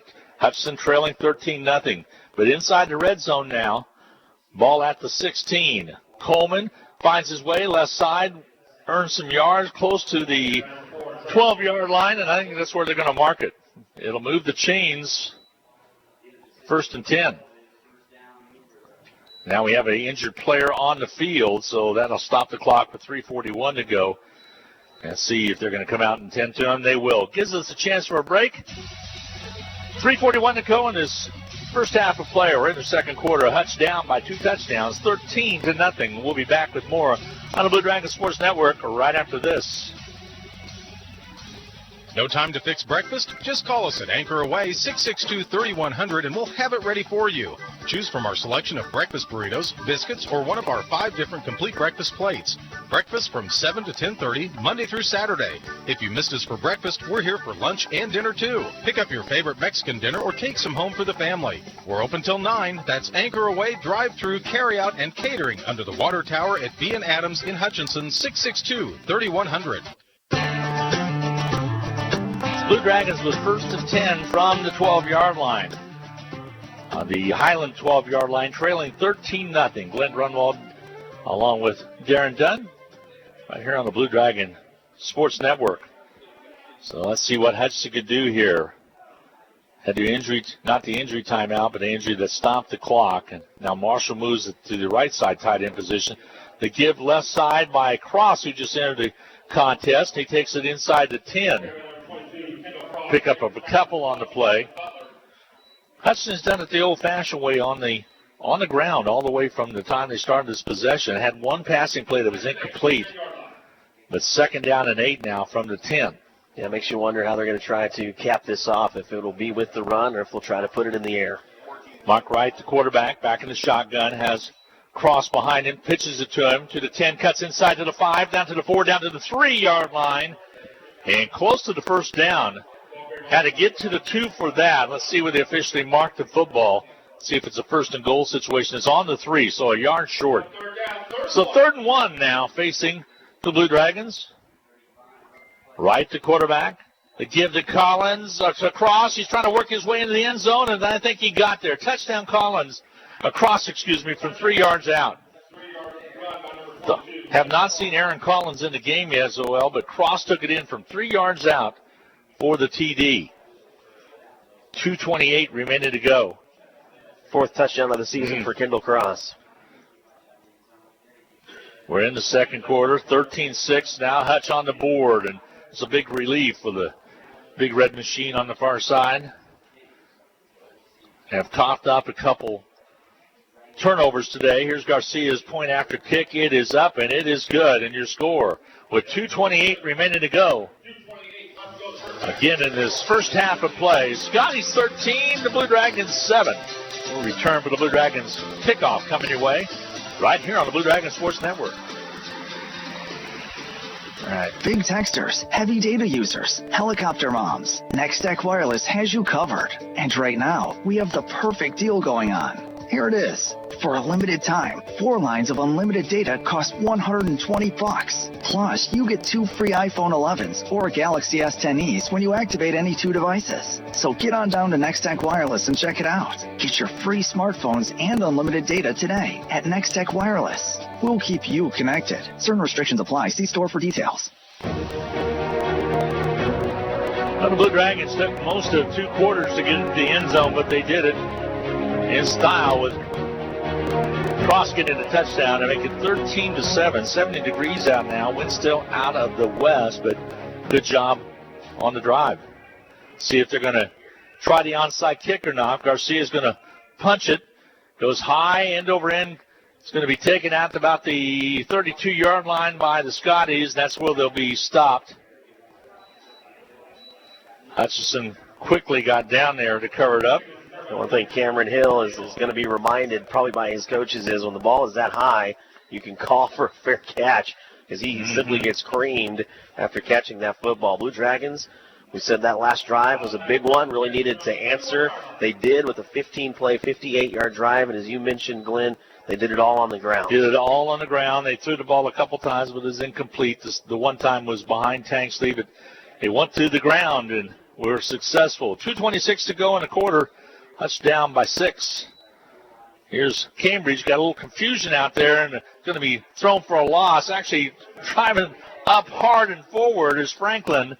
And it'll finally be pushed from behind. Now a little altercation on the outside by Tanksley and a defensive player, or actually an offensive player for the Scotties. They settle things down quickly. Definitely a broken play. Cambridge was looking to hand that thing off, and Franklin wasn't on the same page, so Franklin kind of just walks out of the backfield, and Cambridge decides to throw it to him. As you mentioned, it was going to be a loss, but Isaiah Todd kind of got caught playing piggyback on Franklin. Yeah, they had him behind the 30, which is where the start of the possession, but right now it's 2nd down and 9, so positive yardage for Franklin. There's a flag on the play. As it went out the play clock because it was down to 9, so what do we see? Illegal procedure against the Scotties. Again, you're listening to Blue Dragon football on KHUT Hutchinson as well as KWBW Hutchinson as well. The big thing here is, one, the Blue Dragons could get the ball back, which that would be big, but even if the Dragons don't here with the last minute and a half, remember the Blue Dragons are set to receive the second half kickoff. Mm-hmm. Scotties out of the shotgun with 1:23 to go. Cambridge, the quarterback, he'll send a man in motion. And a ball slipped away. Does Hutchinson get to the ball? I don't believe so. Picked up, bad snap will be picked up by the Scotties. I was looking at Cambridge, and all of a sudden he looked down at the ground as I think the snap came off bad. And it's going to go against the Blue Dragons, or it's going to go against the Scotties? It'll be marched off. Should be a false start. False start. And that's fortunate because the center looked like he, instead of snapping into shotgun, snapped it right up as if the quarterback was under center. Back to the 22-yard line now. So 2nd down and 19 for the Scotties. Great opportunity with Hutchinson here with 1:16 to go to maybe get another possession. They trail it by 6, 13-7. If you just tuned in, Scotties with a 95-yard kickoff return for a score. And then they got a 45-yard pass play in the second quarter to go up 13-0. I think there's going to be a timeout taken here as they're not ready to run a play. So we'll get a play. A timeout taken as well. So 52 ticks left on the clock here before halftime. It's 13-7. Scotties on top of the Blue Dragons. Scotties football, 2nd down and 19 when we return right after this.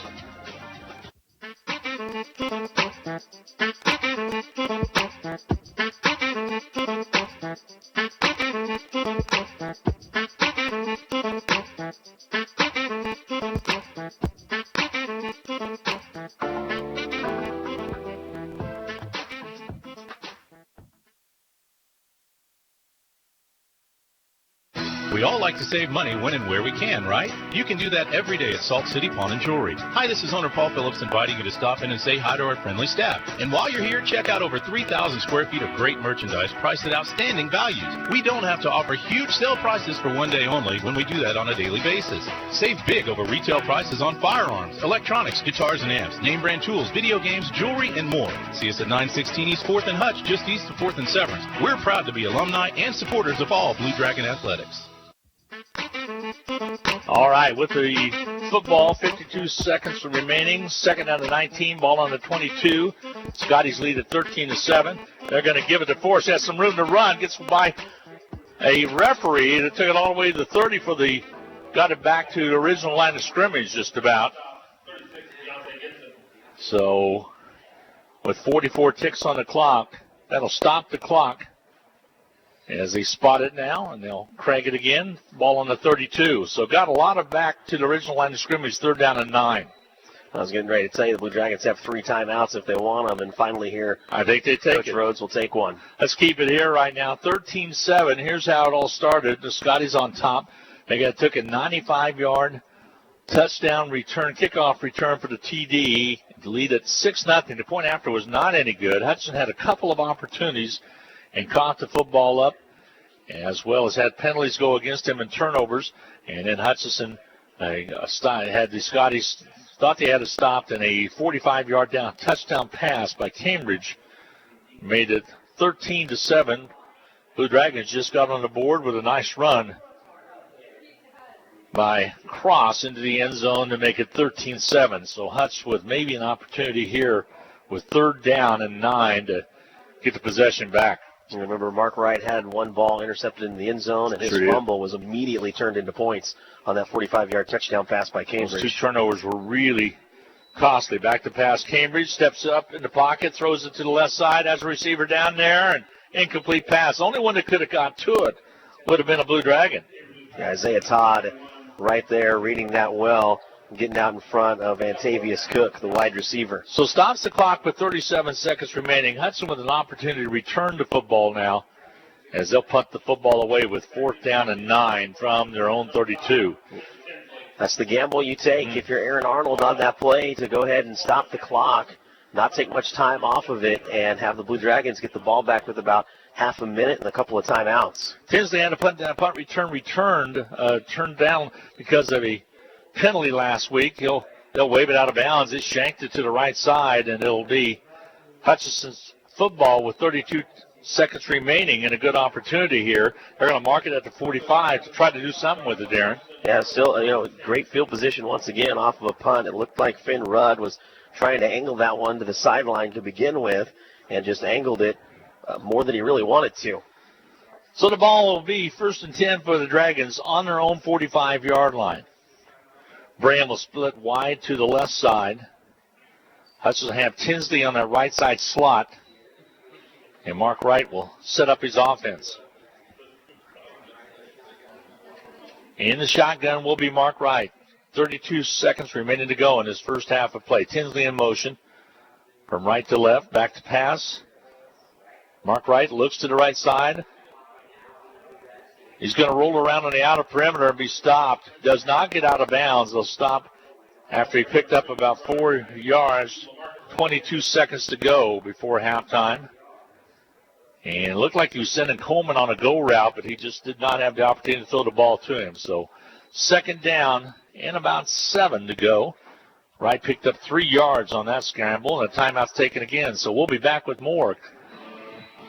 With 22 seconds left to go in the second quarter of play, Hutchinson trails Highland 13-7. We will be back with more on the Blue Dragon Sports Network right after this. Hi, Brian Bobo, General Manager at Midwest Superstores. We know when looking for a pre-owned vehicle, finding the exact vehicle can be tough. So we want to make it easy. We have over 500 pre-owned vehicles available in our huge inventory. How do we do it, you ask? Well, we have available in inventory from all of our other locations. And unlike the big chain stores, we do not charge to bring one in. So if we don't have it, we'll find it or we'll get it. So come see us today at 1100 East 30th or online at MidwestSuperstore.com. Mark Wright, 2nd down and 7 from the 48 with 22 seconds left to go on the clock. Right before halftime, Mark Wright rolls out. Throws to the right side, has a receiver open, catch is made. Trying to get out of bounds will be Tinsley. And they'll stop the clock with 15 seconds to go. So he took it all the way for the 1st down. They'll mark it right at the 31-yard line. So Hutch with a couple opportunities maybe. Now they crank the clock, so Hutchinson's got to get going. 10 seconds. Mark Wright throws the ball down to the turf and spikes it to stop the clock with 7 seconds remaining. And Darren, that was one that just about got away from him. Yeah, really did. Try to get up as quickly as they could right when the ball was set, but still lost a lot of precious seconds. I want to say hello to Brandon Garcia. He's our chief engineer this afternoon. Appreciate all his hard work as he just started with Eagle. He's one of the board ops that we'll have this year as well. Appreciate him stepping in. And the timeout's going to be taken. We're going to keep it here. 7 seconds remaining to go. And, Darren, what do you draw up here? You really don't have a lot of time to scramble. You just got to throw a prayer and try to get it to the end zone. What's your thoughts? Yeah, you got to take your shot at the end zone and now. And I think that's why Coach Rhodes has taken the timeout, because he realizes with 7 seconds left, you may only have one play, especially if Wright is going to scramble around like he has the last couple of times on this drive. Again, if you just tuned in, Highland got a quick 95-yard kickoff return to go up 6-0 after the point after failed. And they were able to get another score to go up 13-0 with a 45-yard touchdown pass.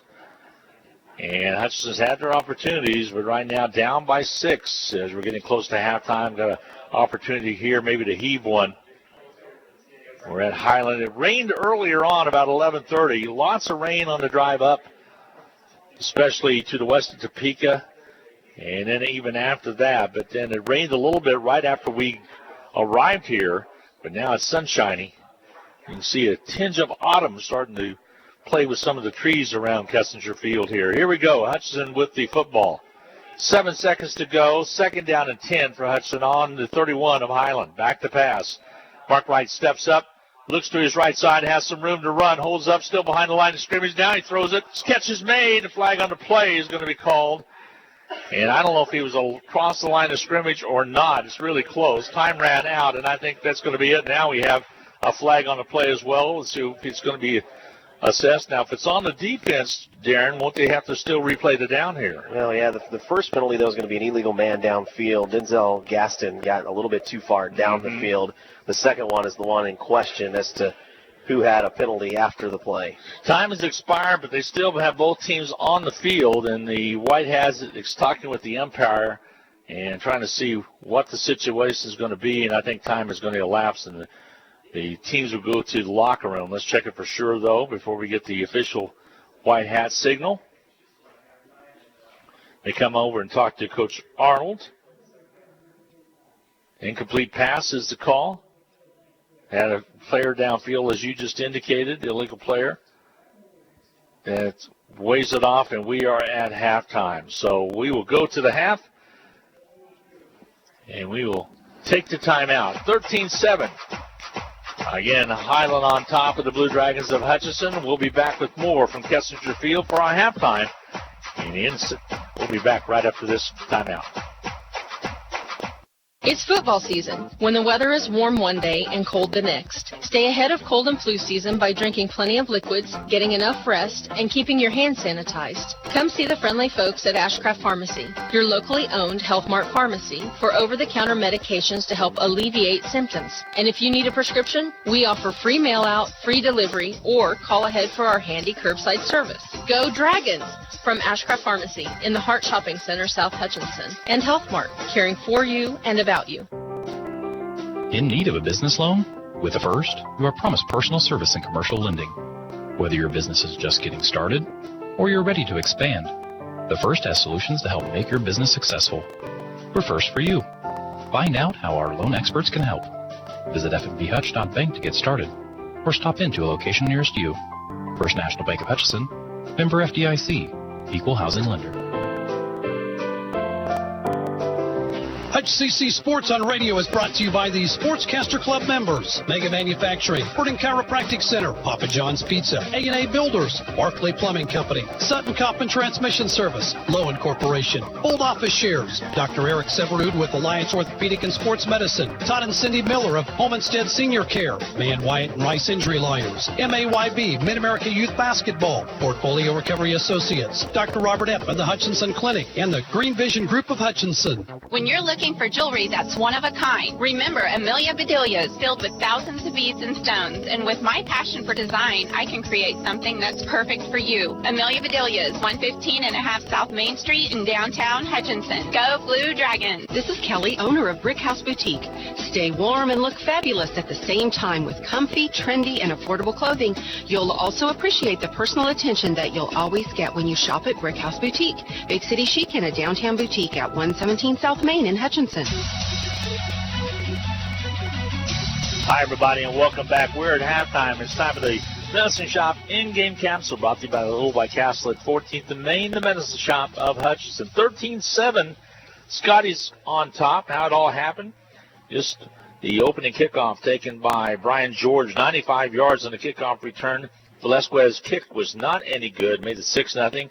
And Highland scored in the second quarter, 9:13 to go, with the Anton Thompson catch from Cambridge from 45 yards out. One play, 45 yards. 13-0 is what the score was. And then with 2:28, finally, Kendall Cross on a 3-yard run. Sebastian's kick, Garcia's kick was good to make it 13-7. That's how we got here. But It's time at the Medicine Shop in-game capsule. Like I said, the little Medicine Shop at 14th and Main is a good one. Get all your flu shots, vaccines for shingles, pneumonia, plus great over-the-counter products, the Medicine Shop. Darren, what's some other numbers from halftime? Well, if you look across the overall statistics, you would think the Blue Dragons are leading this football game, have more offensive yards, more offensive plays, have 47 offensive plays to Highland's 25, have outgained the Scotties 147 to 126, have had the ball for almost 9 minutes more than the Scotties. They've converted 5 of 10 on third down conversions, once on fourth down out of 2 opportunities, and have held the Scotties to 0 of 5 on third down conversions. But it's been those missed opportunities. The Scotties have put the ball on the ground 4 times. The Blue Dragons have only hopped on 1 of those fumbles. Then you think about early on the Mark Wright interception. The ball gets picked off in the end zone.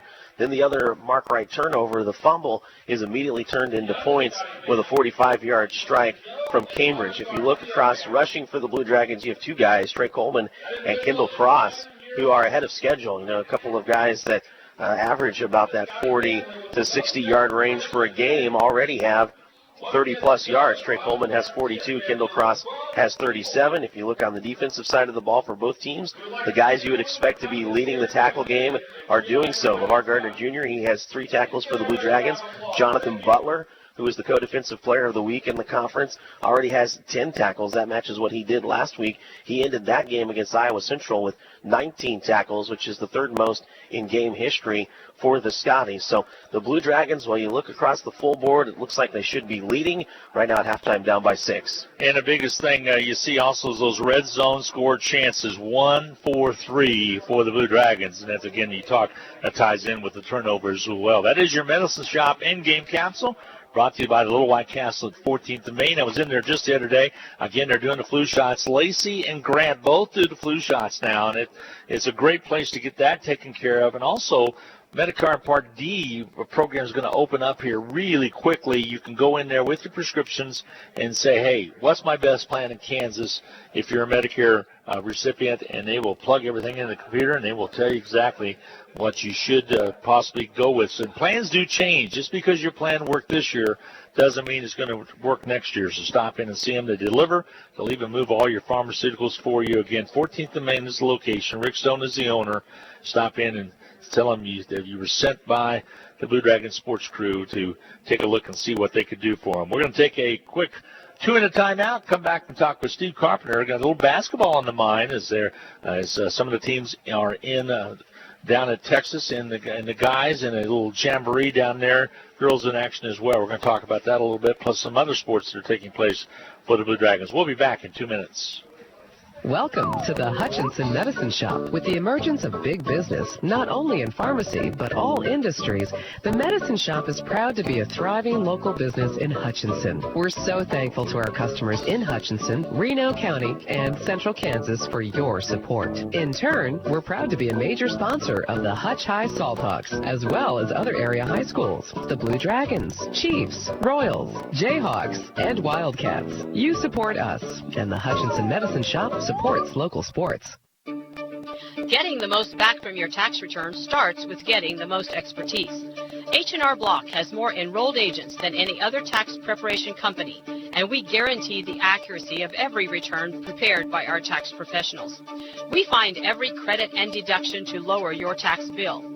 Put our expertise to work on your return, and don't just get your taxes done, get your taxes won in Hutchinson, Lyons, and Ellsworth. Swimming pool season is coming to an end, and that makes us sad at Pools Plus. To keep the party going, we have extended the sale on all outdoor furniture. Take advantage of the huge savings on all the fun, bright-colored chairs, tables, and benches. Strong enough to withstand the Kansas weather and pretty enough to add some extra pop in your outdoor decor.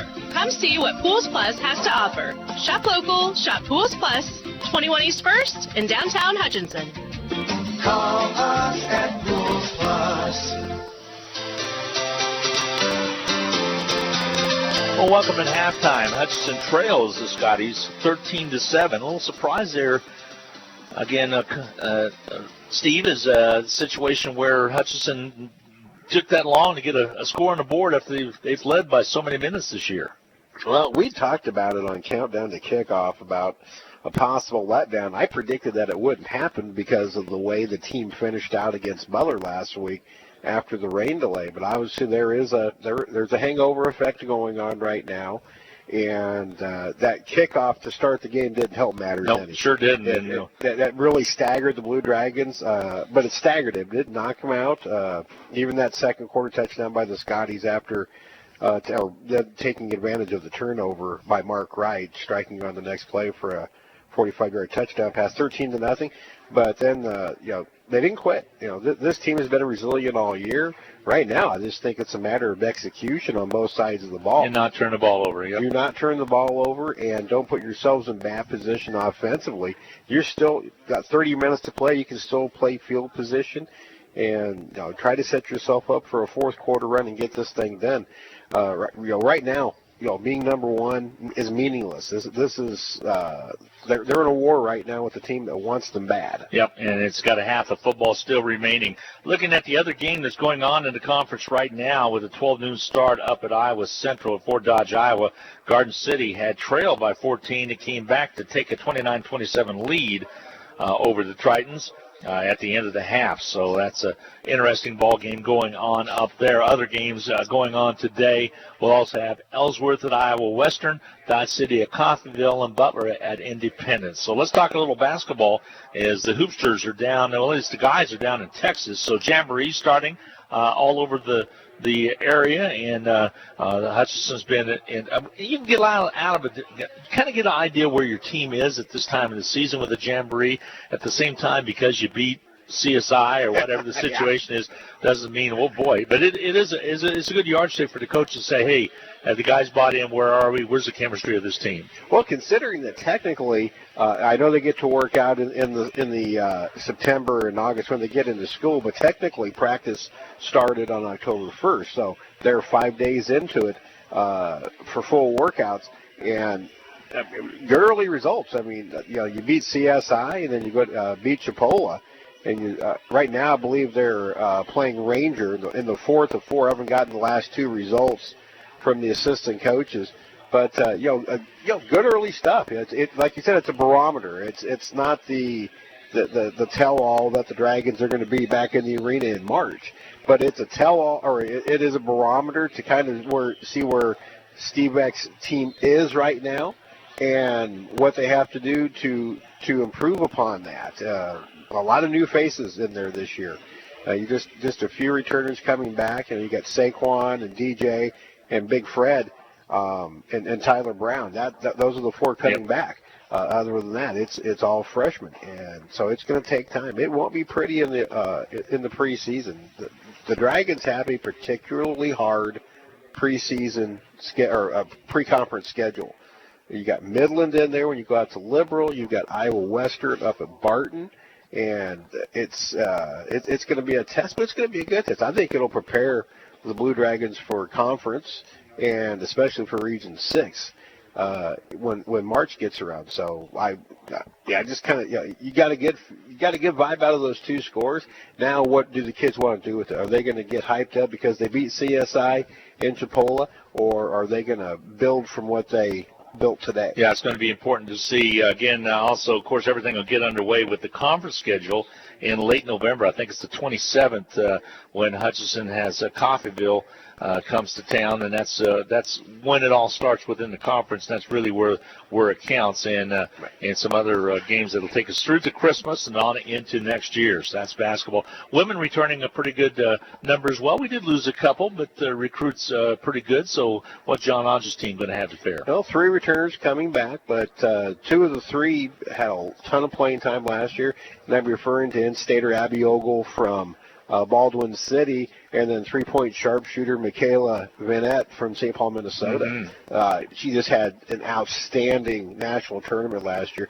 Finally really found her stroke from 3-point range down there, and I expect her just to keep on going. Lauren Mapasua out of Queensland, Australia is the 3rd returner.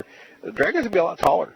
They have several 6-footers down on the front line, but again, with a precision type style that John Hodges likes to play, it's going to take a while for them to kind of get into it, and they don't have quite as hard an opening conference opener as the men. So they'll have a little bit more time to kind of lead into it.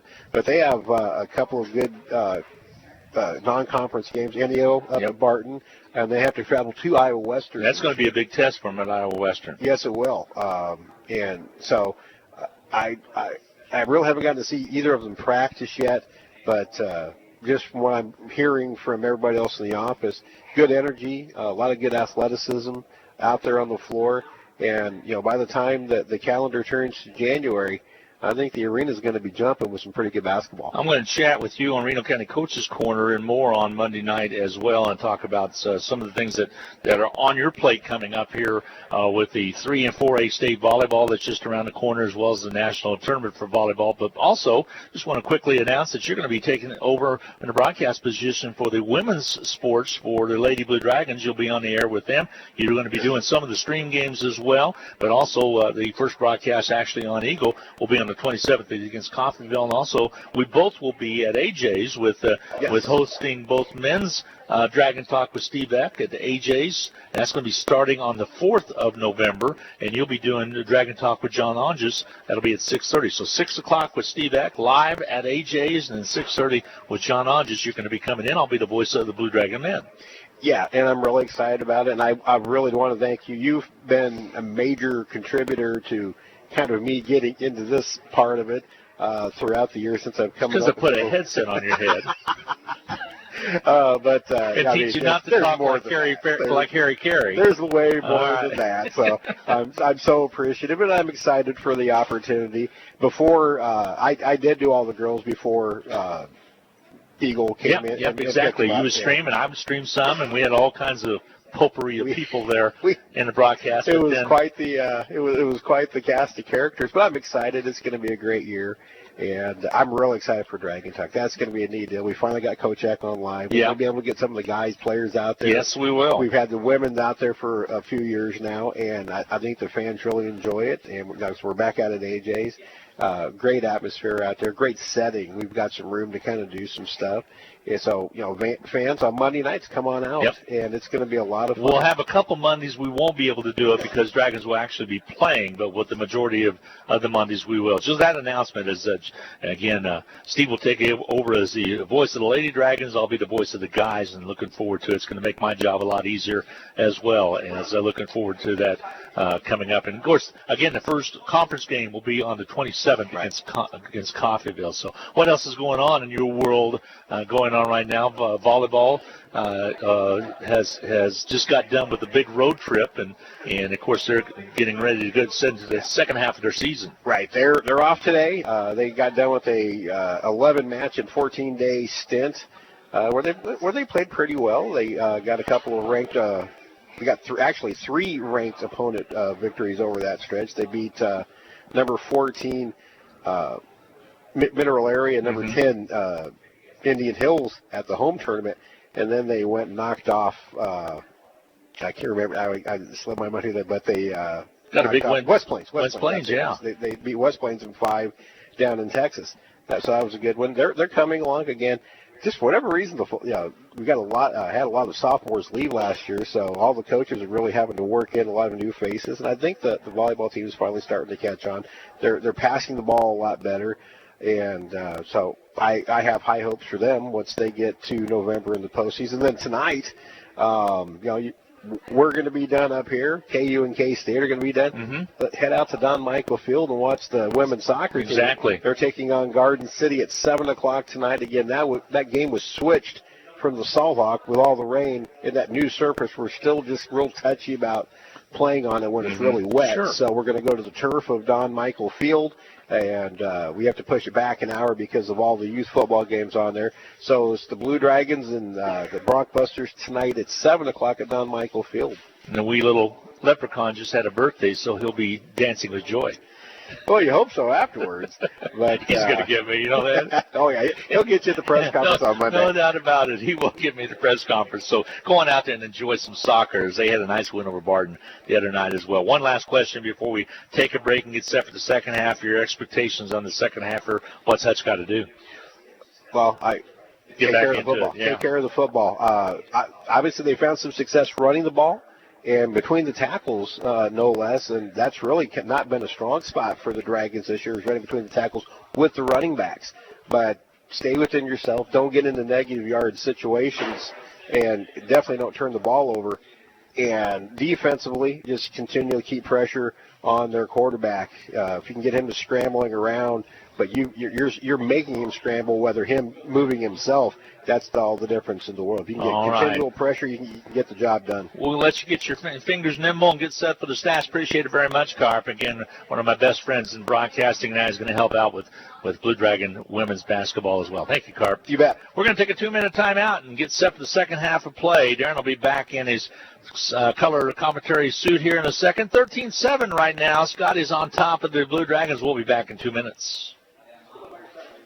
HCC Sports on Radio is brought to you by the Sportscaster Club members, Mega Manufacturing, Burton Chiropractic Center, Papa John's Pizza, A&A Builders, Barclay Plumbing Company, Sutton Coffin Transmission Service, Lowen Corporation, Old Office Shares, Dr. Eric Severud with Alliance Orthopedic and Sports Medicine, Todd and Cindy Miller of Homestead Senior Care, Man Wyatt and Rice Injury Lawyers, MAYB, Mid-America Youth Basketball, Portfolio Recovery Associates, Dr. Robert Epp of the Hutchinson Clinic, and the Green Vision Group of Hutchinson. This is Carter File, President of Hutchinson Community College. The proud tradition of Blue Dragon athletics continues this fall. I encourage you to take advantage of the Blue Dragon All Sports Ticket. For just $60 for adults and $40 for K through 8 students, you can enjoy over 50 athletic events at Hutchinson Community College. These are general admission tickets that include football, volleyball, men's and women's basketball, baseball, and other selected events. Get yours today at the sports arena or at area Dillon stores. Like us on Facebook, follow us on Twitter, and keep current with all Blue Dragon athletic news and events at BlueDragonSports.com. Just as the Hutchinson Blue Dragons athletics are a tradition, so is the Anchor Inn in downtown Hutchinson. Whether you plan lunch or dinner or even take out for home, the Anchor Inn is a great family restaurant that you are sure to enjoy. Order off their great menu or take advantage of the Anchor Inn's awesome buffet. You'll make a great choice either way. The Anchor Inn is also a great spot to meet up with old friends and acquaintances because everyone goes to the Anchor.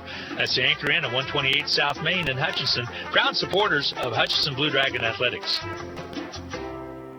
Big texters, heavy data users, helicopter moms, Nextech Wireless has you covered. And right now, we have the perfect deal going on. Here it is. For a limited time, 4 lines of unlimited data cost $120. Plus, you get 2 free iPhone 11s or Galaxy S10es when you activate any 2 devices. So get on down to Nextech Wireless and check it out. Get your free smartphones and unlimited data today at Nextech Wireless. We'll keep you connected. Certain restrictions apply. See store for details. Welcome back. The Scotties will have to kick off the second half. And Darren, we got to get something going. Trailing right now 13-7. Just started the third period of play. Dragons behind. Well, you think about the first half, Scotty set the tone with that opening kickoff. Dragons now have an opportunity to set the tone with this first possession. Ball kicked on the ground because the assessment on the penalty was kicked all the way from the 45-yard line and carried forward by the Blue Dragons. Nice return all the way up to about the 30-yard line, but a player hurt on the field. It's going to be, is it Evans? Who's hurt on the field for the Blue Dragons? I can't get a good picture of it. Craig Burt.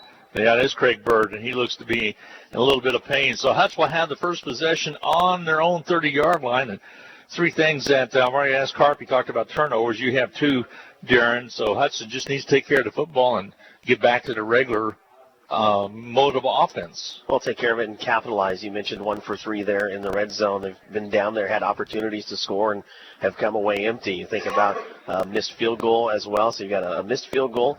You have a turnover that is intercepted in the end zone, and then you have points right off of the turnover. It wasn't even a drive. It was 1 play and a 45-yard touchdown strike on blown defensive coverage right after the Mark Wright fumble. They're tending to bird on the field. By the way, I'll give you a couple of NCAA scores. In fourth quarter of play, Oklahoma 42, Kansas 14. Texas Tech hanging on to a 10-point lead over Oklahoma State, 45-35 in the fourth quarter. 3:22 to go now, and Iowa State on top of TCU, 21-3. These, of course, all are Big 12 games. Texas and West Virginia, Baylor, and Kansas State playing later today as well. And, of course, the big game with Auburn and Florida. Interesting game going on down in Florida. And that one right now is 0-0 just getting underway, 0-0 tie, so that's about to get underway. That's the big game a lot of people are talking about. Wisconsin all over Kent State, 48-0. They're tending still to Burton. They're going to take him off, not under his own power, and it looks like that left leg, the way he's holding it, Darren. Yeah, had that injury, earlier in the season. That was up around in the arm area. Had his arm in a sling, was out for a game, and now it's that left leg that's bothering him. So that's a receiver that's going to be out of the rotation that Hutchinson normally has, but the Blue Dragons now set up 1st and 10 from their own 30-yard line, trailing 13-7 here as we start the second half of play. Again, they give quickly up the middle. Blue Dragons, Coleman on the carry, and he takes it all the way to the 34-yard line, pick up a 4, 2nd down and 6. So a nice quick opener up the middle for Coleman.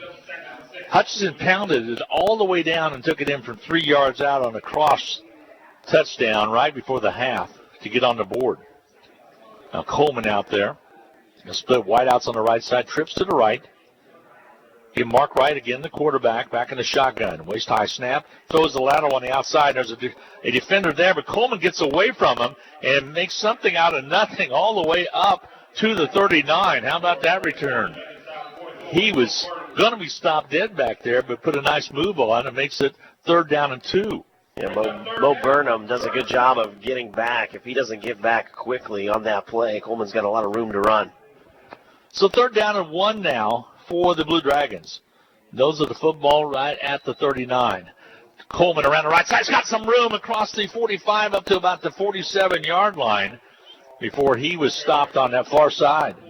Really, the way this run game is going, the Blue Dragons now a couple of times have been about 1 tackle away, 1 man away from breaking a big run. Coleman, by the way, his helmet popped off. They'll move the chains. They'll mark it at the 47. And we got a slow to get off the field Highland Scotty at the 40, and they're going to come out and tend to him. So there'll be a timeout for that. We're going to get a quick timeout of our own as we will be back with more. Again, it's 13:48 to go in the 3rd period of play. Hutchinson trailing the Scotties with the Blue Dragons on the drive. 13-7 is the score. Scotties on top. We'll be back right after this. If you could own a vacuum that would last decades for under $200, would that pique your interest? The bag lady Donna Pitzer has bought out the inventory of another Panasonic dealer and is passing the savings on to you. Panasonic vacuums are the standard for many, and right now, get a top-of-the-line Panasonic Performance vacuum for only $199.95. These vacuums normally sell for $400, but right now, you can own one for only $199.95 with free delivery. These prices won't last, and neither will these vacuums. Call the bag lady Donna Pitzer at 663-4322.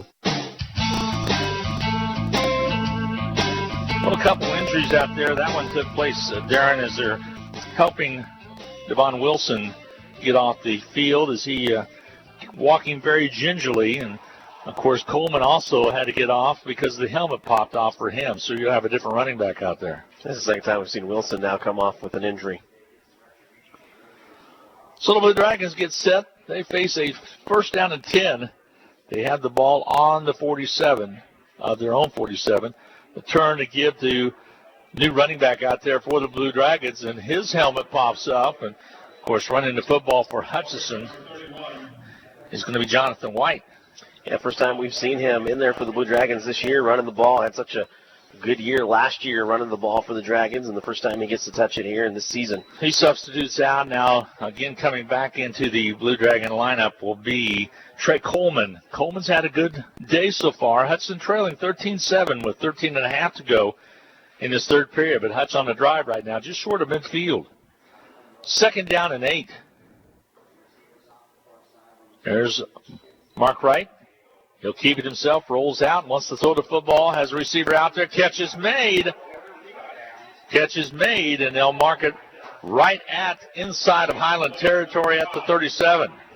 What a catch by Mitchell Tinsley. He had John Ross drapes completely over his back, and he was falling out of bounds, able to pull that ball down, and Mark Wright took a shot as he released that ball. Tinsley out of Lee Summit, Missouri, is a sophomore. Mitch is a good one. He's going to make somebody a fine wide receiver. Going to give up the middle. Coleman with some room on the outside across the 25 all the way down to the 20-yard line. Now mark it officially at the 21.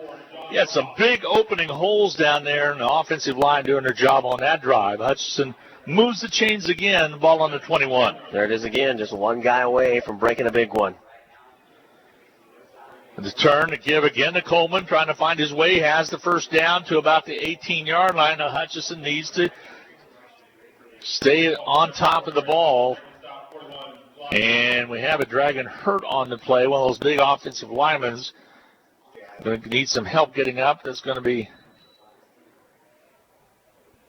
for the Dragons, a little bit of back injury right there by Turntine.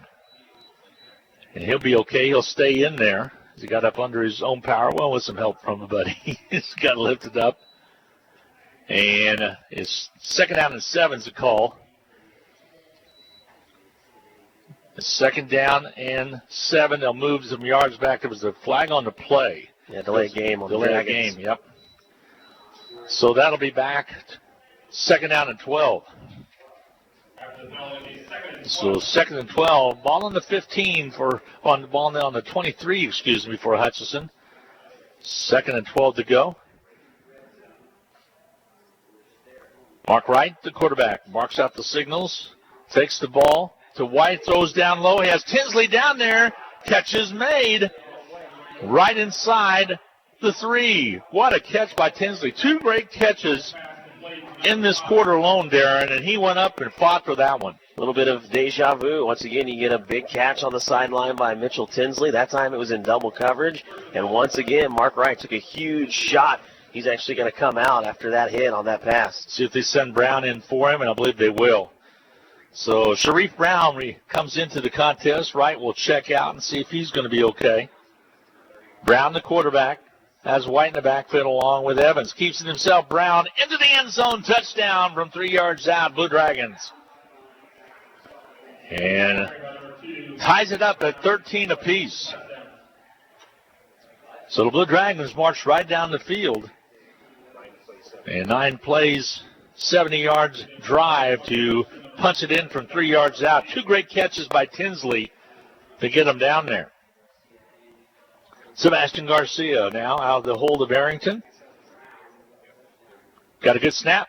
Is the kick on its way. It is up, and it is good. And your score, with 11:18 to go in the third period of play, the Blue Dragons have got the lead for the first time today, 14-13. We'll return for the Dragons kickoff after you hear this on the Blue Dragons Sports Network.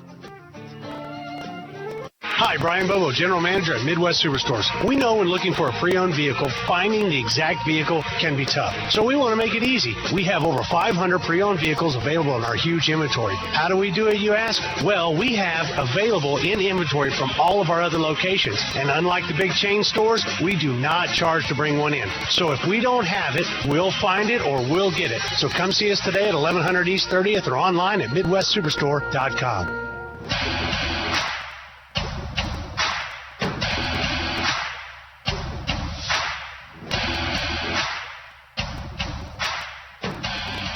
He's at 14-13, rallying back after being down 13-0.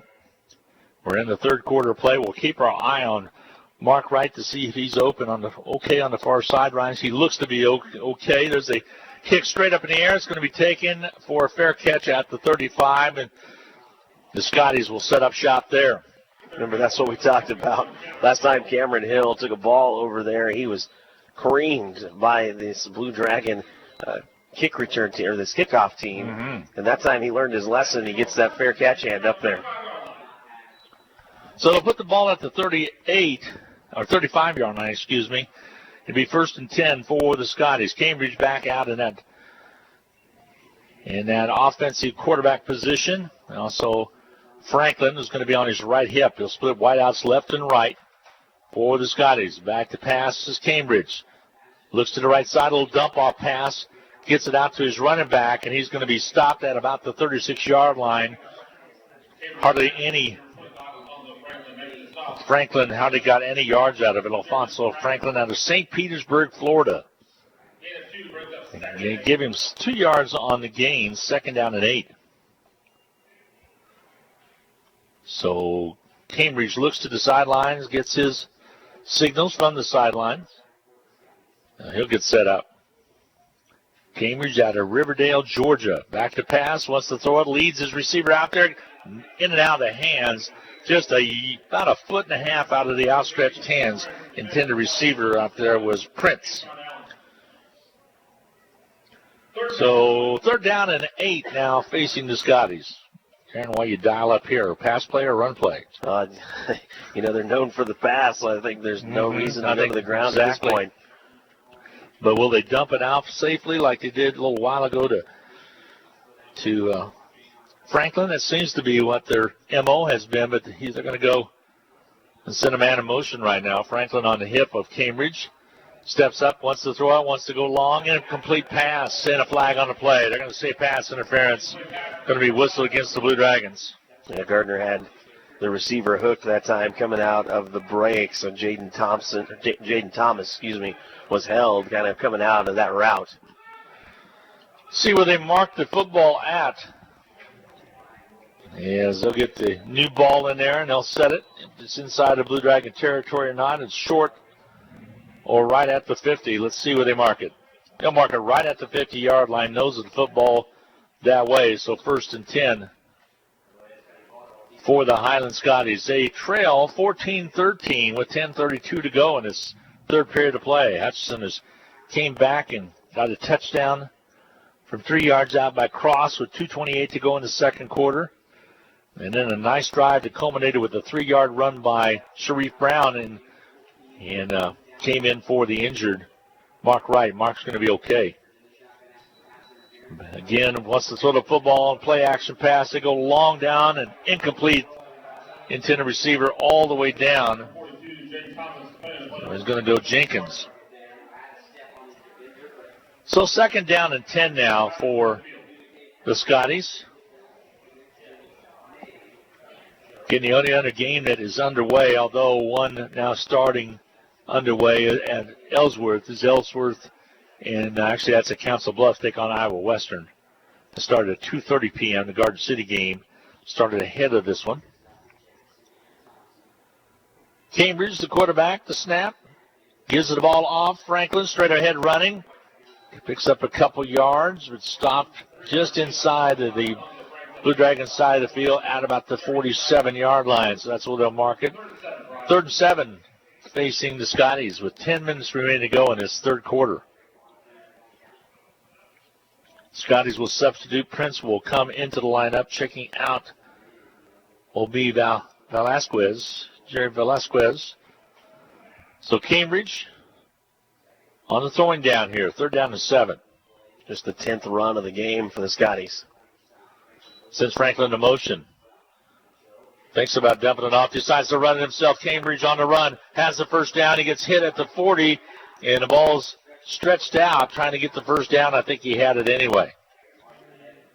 So the line judge comes in and marks it. It's to be a favorable mark. It should be 1st and 10 unless we have a flag on the play, and we might. It will be a hold on the Scotties. So that'll mark it back and erase the 1st down. So 3rd down and long now for Cambridge. So they'll mark it back, and they'll mark it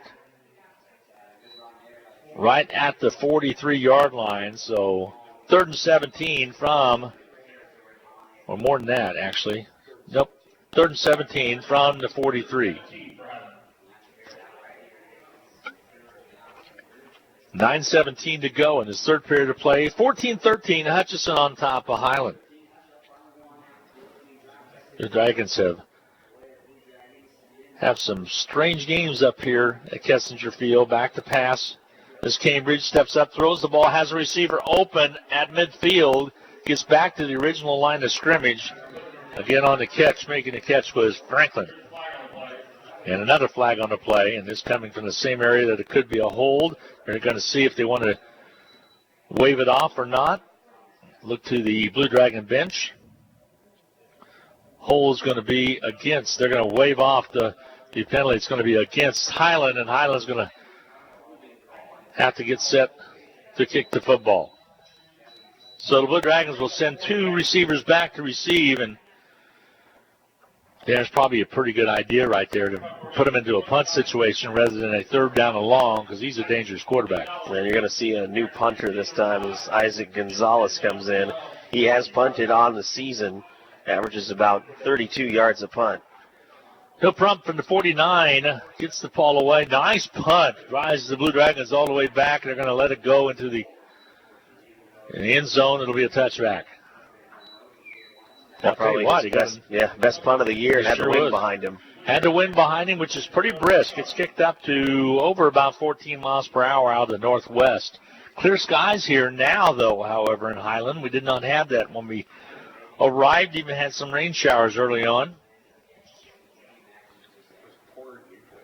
So 1st and 10 for Hutchinson from the 20-yard line. We'll see Sharif Brown again in a quarterback.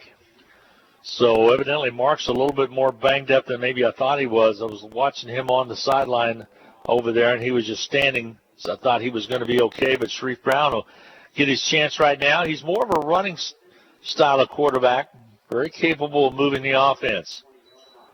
Here's the turn to give to the right side. It's going to be cross around the outer perimeter, still on his feet, breaks the 20-yard line, so picks up maybe a yard after extra effort. Makes it a 2nd down and 8 after a pickup of a couple. A split out wideouts to the left side. Again, Brown the quarterback.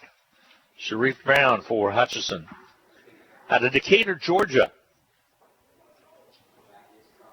Looks to the right side as he checks off. He gets set. Has cross on his right hip. Wideouts on the left side. Back to passes. Brown steps up, wants to throw the football. Has a receiver out there, but incomplete. Short on the play, short on the throw. And it ends up being an incomplete pass. So 3rd down and 8. Really unloaded on that one, but it ended up short because of the wind. So Sharif Brown will face now a 3rd down and 8 with 7:35 to go in the third period. Hutch up 14-13. Split wideouts right and left. You have Tinsley over on the right side, on the far right side. Sharif Brown out of Decatur, Georgia. Gets the snap. Wants to throw the football. Has a receiver out there. Catch is made at the 28. Flag on the play, but trying to make some moves at the 40. Will have the 1st down if it stands, but let's see what the flags show. So he had a little bit of a crossing route with Braham coming across with Jalen Roach, and I think that's what they're going to get him for. I don't know that he intentionally did anything. It looked just like a crossing route. So let's see what the call is going to be, and it will be against Hutchinson. As a ways off, the nice catch and a pickup for the 1st down. I think that's just a good job of running a crossing route. He doesn't go out of his way to contact the defender. Saying it's like a pick, so it'll mark it back. And it's going to be a considerable one, a 10-yard mark off, so 3rd down and 18. And mark it right at the 11. So ball on the 11 for Hutchinson. A lot of real estate to pick up here. And let's see what Hutchinson dials up on a 3rd down and 18. Again, Brown. Let's see if they go with some kind of a screen pass. They'll go on the outside. Catch is made at the 10. Little or no gain. And Hutchinson's going to have to punt the football away. So the drive stalled after it looked like Hutchinson had the 1st down, but the penalty was called against the Blue Dragons. And 4th down in a punting situation against the wind, Darren, so it should be pretty good field position for the Highland Scotties. Yeah, it was really, for the moment at least, flipped the field with that penalty. Now it's up to Nolan Arrington to try and flip it back as much as he can. 14-13, Hutch on top of the Scotties with 6:33 remaining to go in his 3rd period of play. Hutchinson Arrington in his own end zone about midway through. He'll have to punt it away. Good snap. Gets the kick away. End over end spinner. Hit and takes a Dragon roll to the Dragon 41-yard line where we'll be down. So the defense with some work to do as Highland has great field position with the ball on the Blue Dragon 41. Saw the strength of that wind. That ball just kind of stopped midair. when they hit that wall.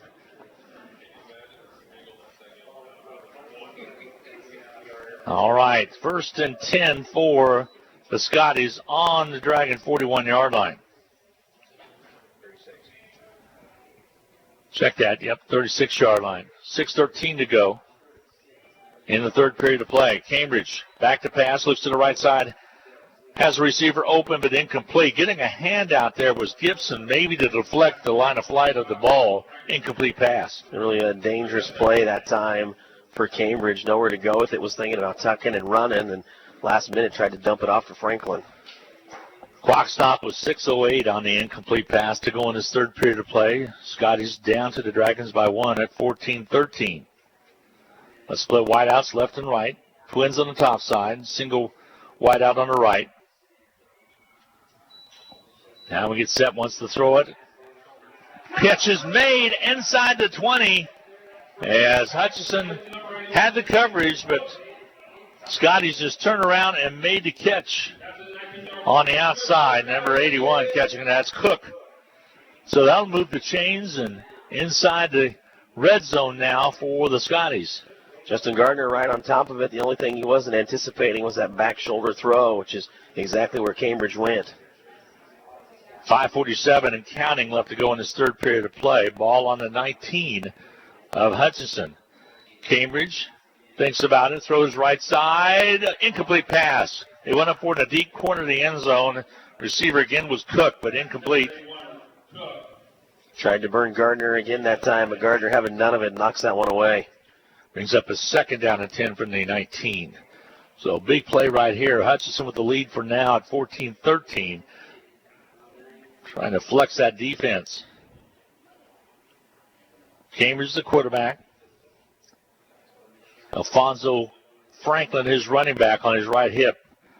Snap count. Wants to throw it. Gets catches made on the outside. And inside the 10-yard line, excuse me. Nice stop out there by Kilo. I thought I'd heard a whistle, but I was not true on that. Ends up inside the red zone now. They'll move it down all the way to the 6-yard line. So 1st and 10 from the 6. 1st and goal, that is, from the 6 for the Scotties. You get a similar crossing route between Kilo and Cook on that one, but the officials let go. Cambridge, the quarterback. Started the ball games with the whole distance today for the Scotties. 5:03 remaining to go here in the third period. Back to pass. Looks left. It falls down. Stumbles forward at about the 10. Let's see where his knee hit. Might have lost a couple yards, and he will. So he'll face the 2nd down and goal. Scotties facing the 2nd down and goal. Ball at the 9. Actually, they'll move it to the 8. Dragons make some changes defensively. Cambridge, the quarterback for the Scotties. Franklin is protective running back there. Now he gets set. See if the Blue Dragons twist it up or not.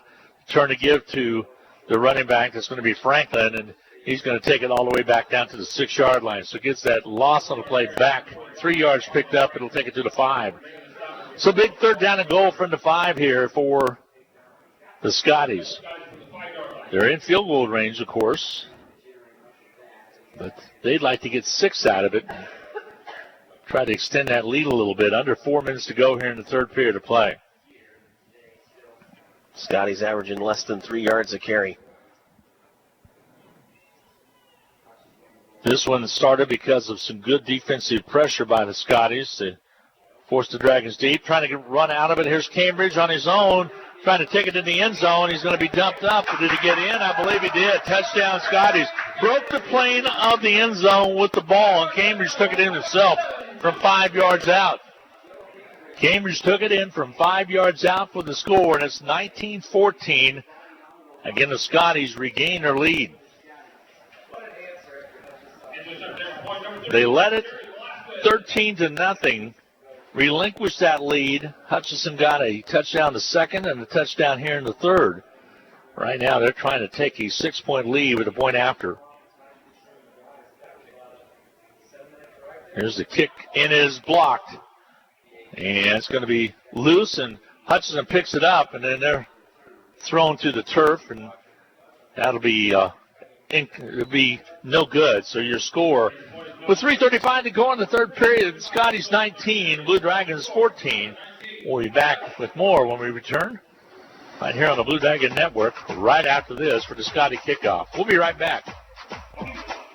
It's football season, when the weather is warm one day and cold the next. Stay ahead of cold and flu season by drinking plenty of liquids, getting enough rest, and keeping your hands sanitized. Come see the friendly folks at Ashcraft Pharmacy, your locally owned Health Mart pharmacy, for over-the-counter medications to help alleviate symptoms. And if you need a prescription, we offer free mail-out, free delivery, or call ahead for our handy curbside service. Go Dragons! From Ashcraft Pharmacy in the Hart Shopping Center, South Hutchinson, and Health Mart, caring for you and about you. Glenn Grunwald, Darren Dunn, 19-14. Scotties on top of the Blue Dragons. Scotties getting set to kick off the football right now after taking the lead with 3:35 to go. It's a good answer by the Scotties to get a good defensive stop and then drove it right down. Yeah, it was. And that had a short field as well. Keep that in mind. Here comes the kickoff.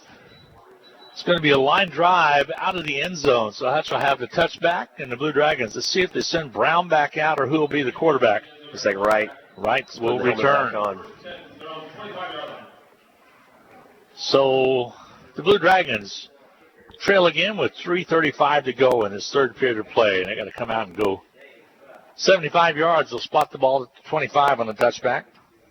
Yeah, remember, it looked like the Dragons were going to move the ball that last drive and just get called for that OPI on a crossing route. Made the big difference as it took it back 10 yards, and Hutchinson couldn't recover from that. Gave up a short punt into that wind right now that's coming directly out of the west. Mark Wright gives to his running back, got a nice move on the outside, trying to turn it. That's Evans. Gets it all the way to the 35 and slung out of bounds before he picks up a first down, however. As they'll move the chains, so Evans came out and gave a little spark in that backfield for Hutchinson. He's one-on-one with Jonathan Butler, leading tackler for this team, and co-defensive player of the week. Tyon Evans was able to outrun him. Tinsley to the right side. Blue Dragons will run it straight up the middle. Gets about 6 yards on the carry. That's Evans again, still on his feet. Carries it to about the 42. So nice job on the carry right there. 2nd down and 4. Ball on the Hutchinson 42-yard line. So Hutchinson's taking it from the 25 to the 42 pretty efficiently with Evans, the running back. Evans will remain in there for Hutchinson. Mark Wright moves the man in motion, gives it off quickly to the end around and trying to make something happen. Short yard picked up maybe. Blue Dragons on the carry. It's Cameron Henderson. Yep. Henderson on the pickup right there, maybe got a yard, so 3rd down and 4. And a timeout's going to be taken. We'll get a break in as well. Your score, 19-14. Scotties on top of the Blue Dragons. 2:20 to go in the third period of play. We'll be back with the Blue Dragon 3rd down play when we return right after this. In need of a business loan? With the First, you are promised personal service and commercial lending. Whether your business is just getting started or you're ready to expand, the First has solutions to help make your business successful. We're first for you. Find out how our loan experts can help. Visit fnbhutch.bank to get started or stop into a location nearest you. First National Bank of Hutchinson, member FDIC, equal housing lender.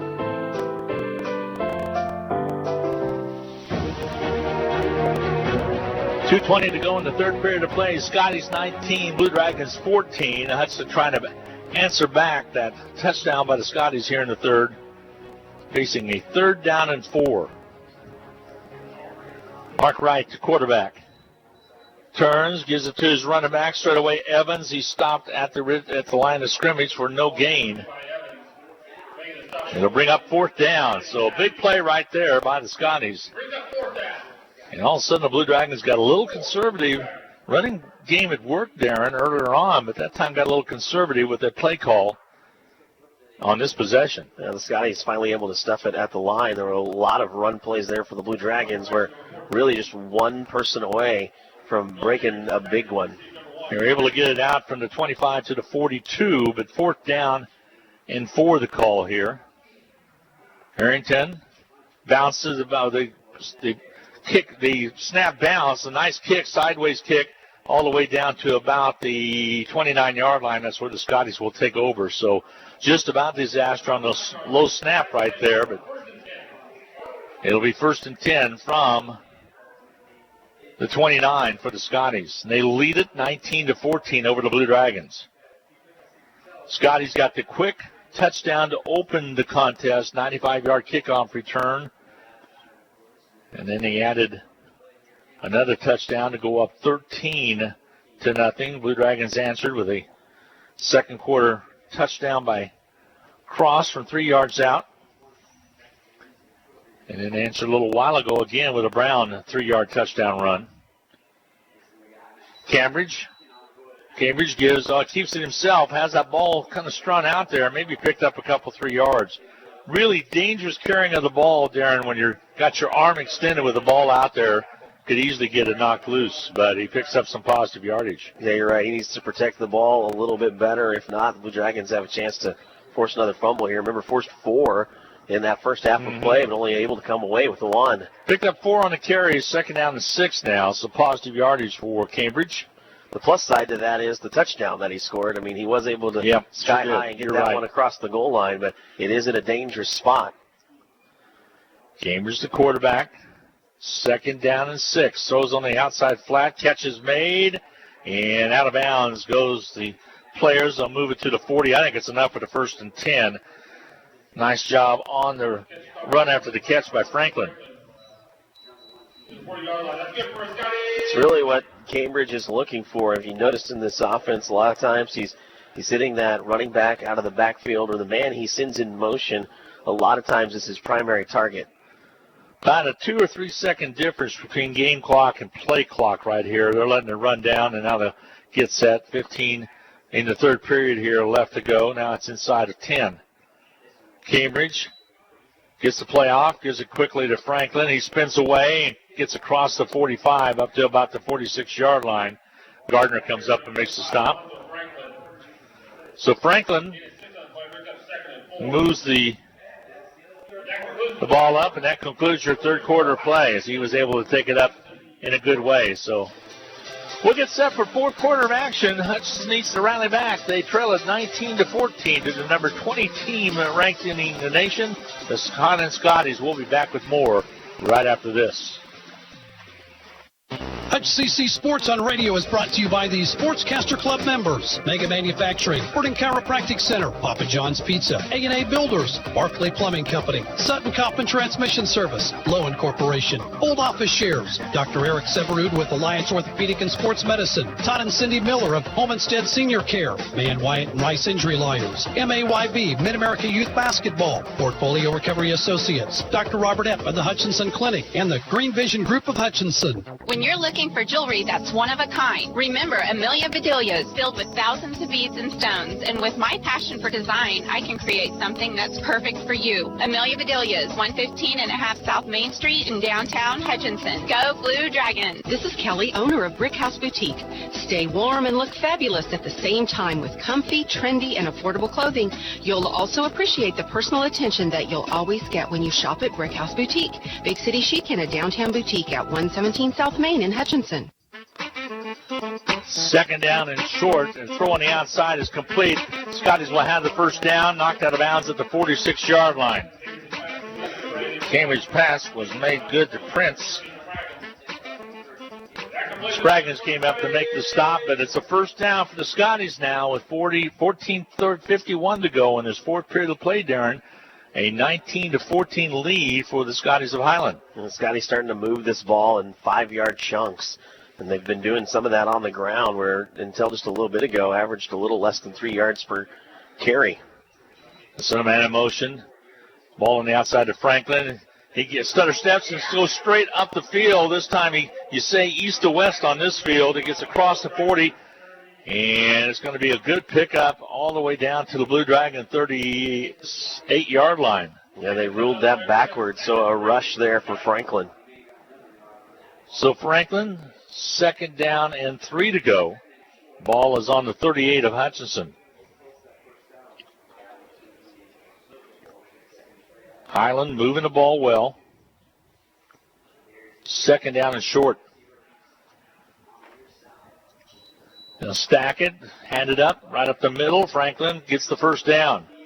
Crossed into Blue Dragon territory all the way to the 33-yard line. So Scotties on the roll again. They lead at 19-14.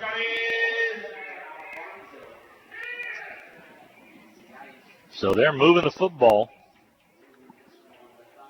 Scotties came in averaging 64 yards on the ground, and now with 13 and a half to play, already have 60.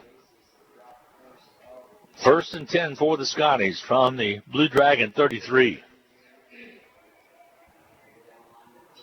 Snap, high snap, but picked up by Cambridge. Pass incomplete, in and out of the hands of the intended receiver. Nice defense out there by the Blue Dragons. Williams. Yeah, Ronald Williams read that one, was right there when the cut was made on that pattern, and able to jump in the last second and knock it away. Intended receiver was Cook. Clock stops with the incomplete pass, 13:19 to go in this 4th period of play. 19-14. Blue Dragons trail it. Scotties with the lead. Cambridge throws it across the middle. Catch is made at the down to the 10-yard line, inside the red zone to the 7. So 1st and goal for the Scotties. Just a quick opener across the middle. He caught it at about the 20 and took it all the way down to the 9. That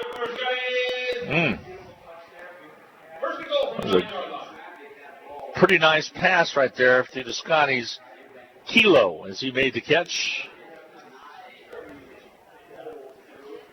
So Scotties face a 1st and goal from the 9 here. They'll set a man in motion. Cambridge gives it off on the outside. Running back trying to take it around the left side. Stopped, a gain of a couple on the play. Yeoman duty today for Franklin around that left side this time. Clock moving to the 12:33 mark. So Hutchinson has somebody cramping up at about the 4-yard line. So they'll come out and check on him, and that gives us a chance to take a break. We'll be back with more. Coming your way from Kessinger Field. Scotties on the roll. They have the ball at the 8-yard line. They lead it 19-14. They have it at the Hutch 8. We'll be back with more right after this on the Blue Dragon Sports Network.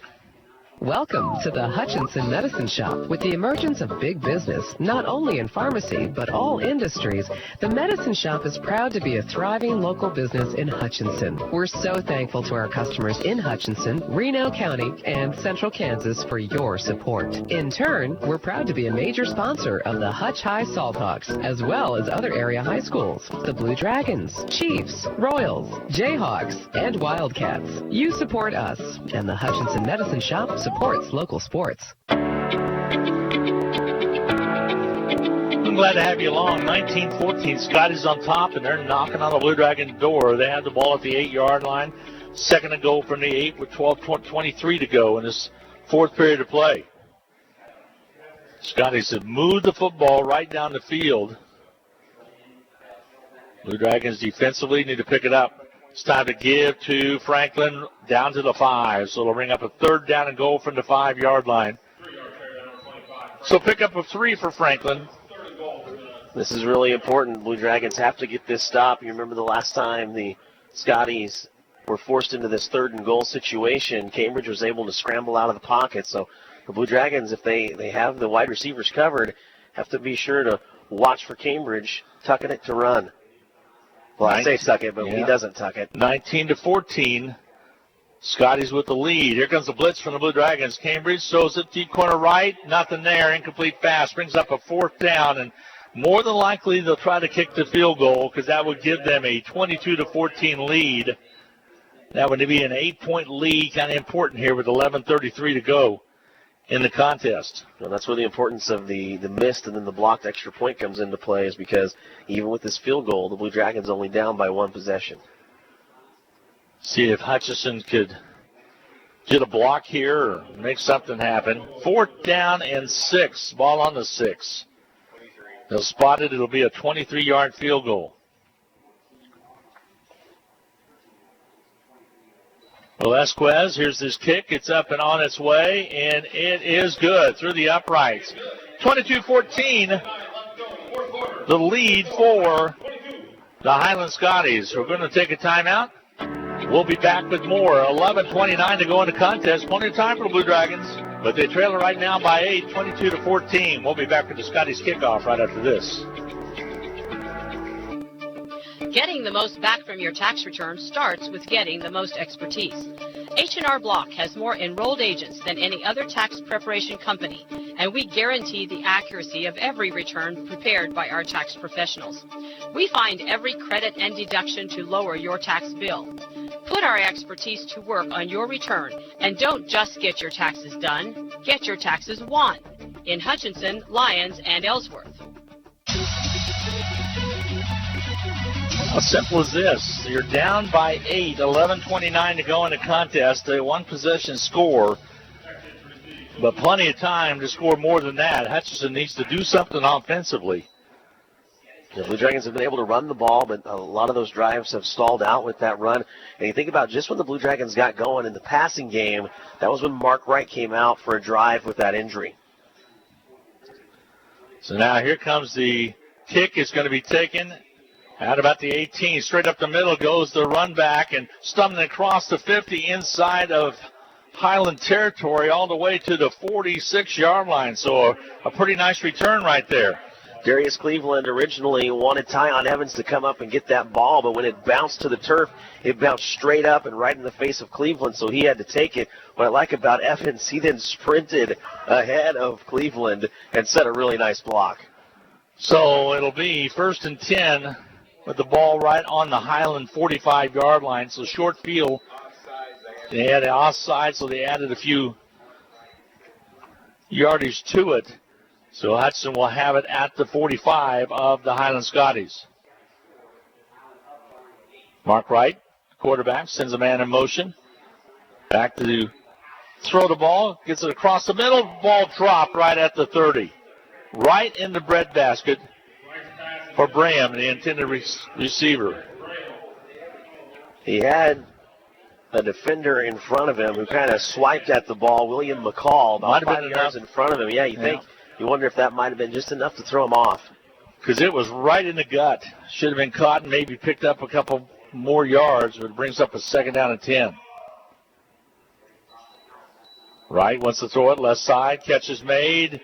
Dragons fall down, stumbles forward for a couple yards. Catch made on the far side. And Roach makes the catch. He threw that kind of in front of Roach. Roach, I think, was expecting it to come right to him. And when he started to go upfield to make that catch, kind of lost his footing. Roach to the right side this time. Braham out there right as well. And then you got Tinsley on the left side, closer to the Blue Dragons sideline. 3rd down and 9. Mark Wright checks off. Big 3rd down play here. Here comes the blitz. Mark Wright wants to get rid of it, throws it and slings it on the outside. Contact made. Flag finally thrown on the play. It'll be interference, the call against the Highland Scotties. Scotties lead at 22-14. 10:31 to go in the 4th. John Ross was beat by Braham, and he knew it. You remember earlier in the game, he got a couple fistfuls of jersey, and nothing was called. That time, there was so much there. There was no way the flag could stay in the pocket. Be an automatic 1st down, go along with it. They'll march it all the way down, and they'll mark this football at the 29-yard line. So Hudson got the penalty, turns it into a 1st down with 10:31 to go in the ball game. Down by 8, 22-14. Really, if John Ross doesn't do that, that ends up being 6. Glenn Grunwald along with Darren Dunn as well as Steve Carpenter doing the stat work for us today. By the way, Sideline Reports brought to you by Papa John's Pizza, and Darren will be going down there A little wild catch made at the 6-yard line, maybe inside the 4. Let's see where they officially mark it, and they're going to say it is at the 3-yard line. What a catch, Darren. That's the third one by Mitchell Tinsley. And, Glenn, I think you can make the argument again that he is interfered with. I mean, John Ross, when he knows he's beaten, he grabs the receiver, and Tinsley is able to fight through it. What a catch by Tinsley, though. They give out of Wildcat. They're straight up in the middle. Touchdown. Let's see, it is. Yes, it is a touchdown. First one on the year for Trey Coleman. Coleman out of the straight to the right-handed right-handed off. Touchdown by Coleman from 3 yards out. He scores it to make it 22-20. And you got plenty of time with 10-10 to go, so you got a lot of game left. Do you go for it here in a 2-point conversion to tie it up, or do you kick it? And I think they're going to go for it. So you might even want to call a timeout to talk this one over a little bit. It's a pretty important call. Play clock down to 17. So with 10-10 to go in the fourth quarter play, Dragons get on the board with a 3-yard run by Coleman after the Tinsley acrobatic catch that got him set up at 1st and goal. Mark Wright, they're going to go for this one. Back to pass, wants to throw it right side. Incomplete pass, broken up, and a 2-point lead still for the Scotties, 22-20. Jay Matthews just able to reach in there and knock it away from Mitchell Tinsley. The Blue Dragons have scored 3 times in this game, all on 3-yard runs. Take a timeout. Scotties 22, Dragons 20, 10-10 to go in the fourth quarter play. Blue Dragon kickoff coming your way when we return on the Blue Dragon Sports Network. Swimming pool season is coming to an end, and that makes us sad at Pools Plus. To keep the party going, we have extended the sale on all outdoor furniture. Take advantage of the huge savings on all the fun, bright-colored chairs, tables, and benches. Strong enough to withstand the Kansas weather and pretty enough to add some extra pop in your outdoor decor. Come see what Pools Plus has to offer. Shop local, shop Pools Plus, 21 East 1st in downtown Hutchinson. Call us at Pools Plus. Well, the Blue Dragons got into the end zone, Darren, to pull it within 2 at 22-20. The point after 2-point conversion was not complete, and it's 22-20 is where we stand right now. Scotty's on top in the fourth quarter of play. Mark Wright had Mitchell Tinsley in the end zone, and as fast as he could fire it in there, it wasn't fast enough to keep it away from Jay Matthews, who knocked it away. Brian George, who is really dangerous, lets it go into the end zone. It'll be a touchback, and now the defense needs to step up for the Blue Dragons. Scotties have been able to move the football in the second half of play. So really the best the Scotty offense has looked was on that last drive. I mean, just 5- and 7-yard chunks at a time. Really methodically moved the ball down the field and did it on the ground, which is kind of rare for the Scotty team. 10-10 to go. Again, we're in the fourth quarter of play. Hutchinson trails the Scotties 22-20. And the Dragons caught offside on that kickoff, so you'll add 5. Moves it to the 30. So 1st and 10 for the Scotties from their own 30-yard line. Dragons haven't had an interception since Iowa Western. Be a good time for one here. Taken.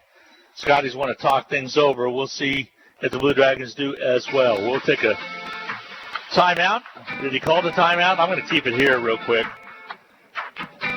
As they are talking to Coach Arnold, and they did not officially take the timeout, as they're still discussing something at the 30-yard line.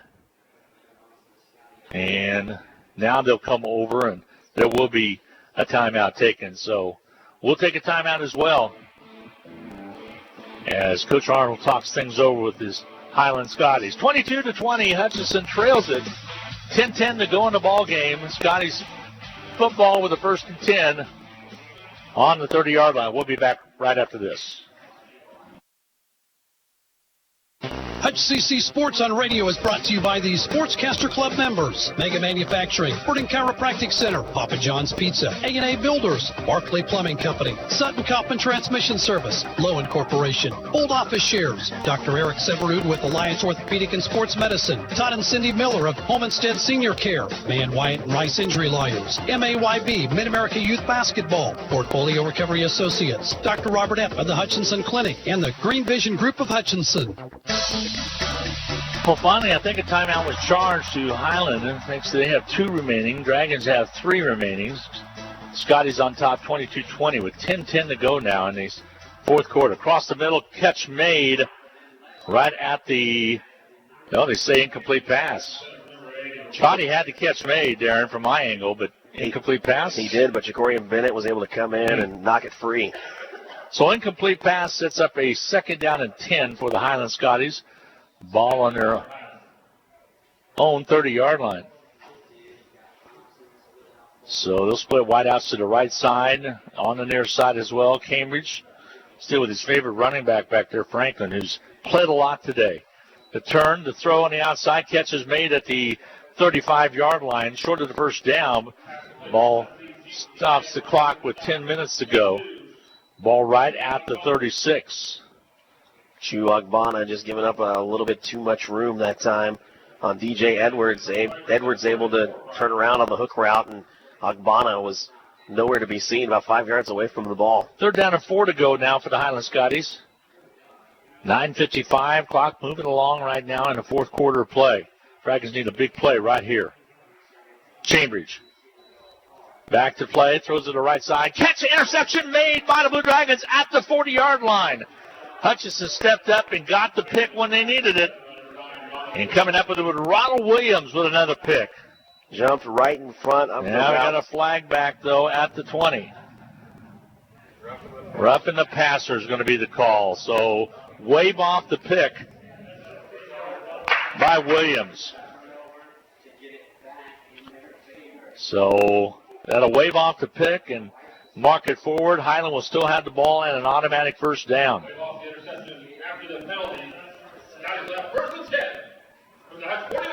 So on the 49, the Scotties will have the football, leading it by 2, 22-20. 9:41 to go in this fourth period of play. Dragons thought they had to stop with the pick, but the roughing the passer call went against them. Cambridge gets the snap, throws it to the left side, has a receiver open, incomplete pass. Threw it a little bit behind him, and ends up being an incomplete pass. Yeah, Agbana had that covered over the top on DJ Edwards. Tried to go with that back shoulder, but Edwards not on the same page. Edwards comes up limping a little bit. He'll check out of the contest. Back in for him. We'll check Thomas, Jaden Thomas. So again, Chambridge out of Riverdale, Georgia, quarterback the whole game for the Scotties. Doing a good job. Here's the snap. Wants to throw the football. Incomplete pass. Flag on the play. Another automatic first down. Happened right at the 40-yard line. So 2 penalties against the Dragons. The roughing the passer and this one, illegal contact, and will give the Scotties great field position with 9:32 to go, leading at 22-20 in the fourth quarter of play. You can tell by the wind out there, at least we can hear it. We're unable to have crowd mics because of the solid windows here. 1st and 10 now from the Blue Dragon 40-yard line. Hutchinson needs to dig deep and get a stop here. Just unfortunate for Bennett that time. Got his feet crossed up with Kilo. And tripped him, yeah. Here's the give up the middle. Stop made at the 39-yard line. Falls forward to the 38.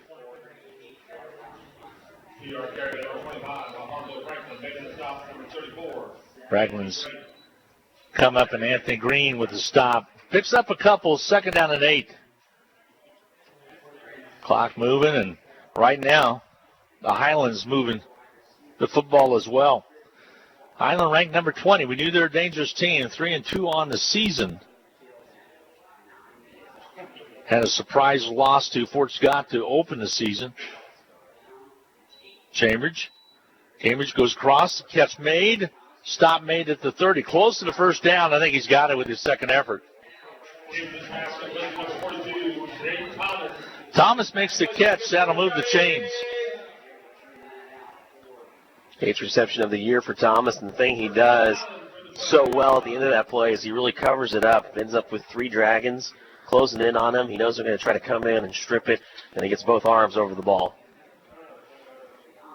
All right, 8:28 clock moving along, and the Scotties are moving the football. They lead it 22-20. Back to pass, throws it. Receiver out there. Incomplete pass. Lots of pressure. And intended for Cook out there. Incomplete pass, stops the clock with 8:12 to go. 2nd down and 10. Not a bad play on that situation. 1st and 10. Kind of got Hutchinson back on their heels a little bit. Ball on the 29 and took a heave for it for the end zone. Just about came up with 6. Took that shot, Ronald Williams in there again to break it up. The thing was when he broke it up, it almost got broken up into the hands of Antoine Thompson, who just missed it in the back of the end zone.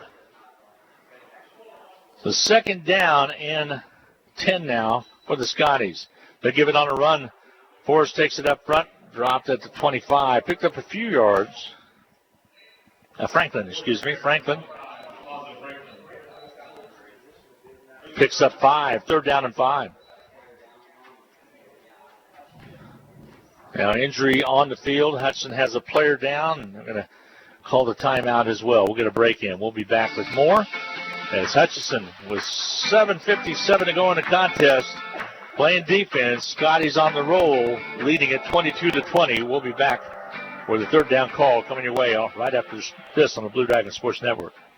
This is Carter File, President, Hutchinson Community College. The proud tradition of Blue Dragon athletics continues this fall. I encourage you to take advantage of the Blue Dragon all-sports ticket. For just $60 for adults and $40 for K through 8 students, you can enjoy over 50 athletic events at Hutchinson Community College. These are general admission tickets that include football, volleyball, men's and women's basketball, baseball, and other selected events. Get yours today at the sports arena or at area Dillon stores. Like us on Facebook, follow us on Twitter, and keep current with all Blue Dragon athletic news and events at BlueDragonSports.com.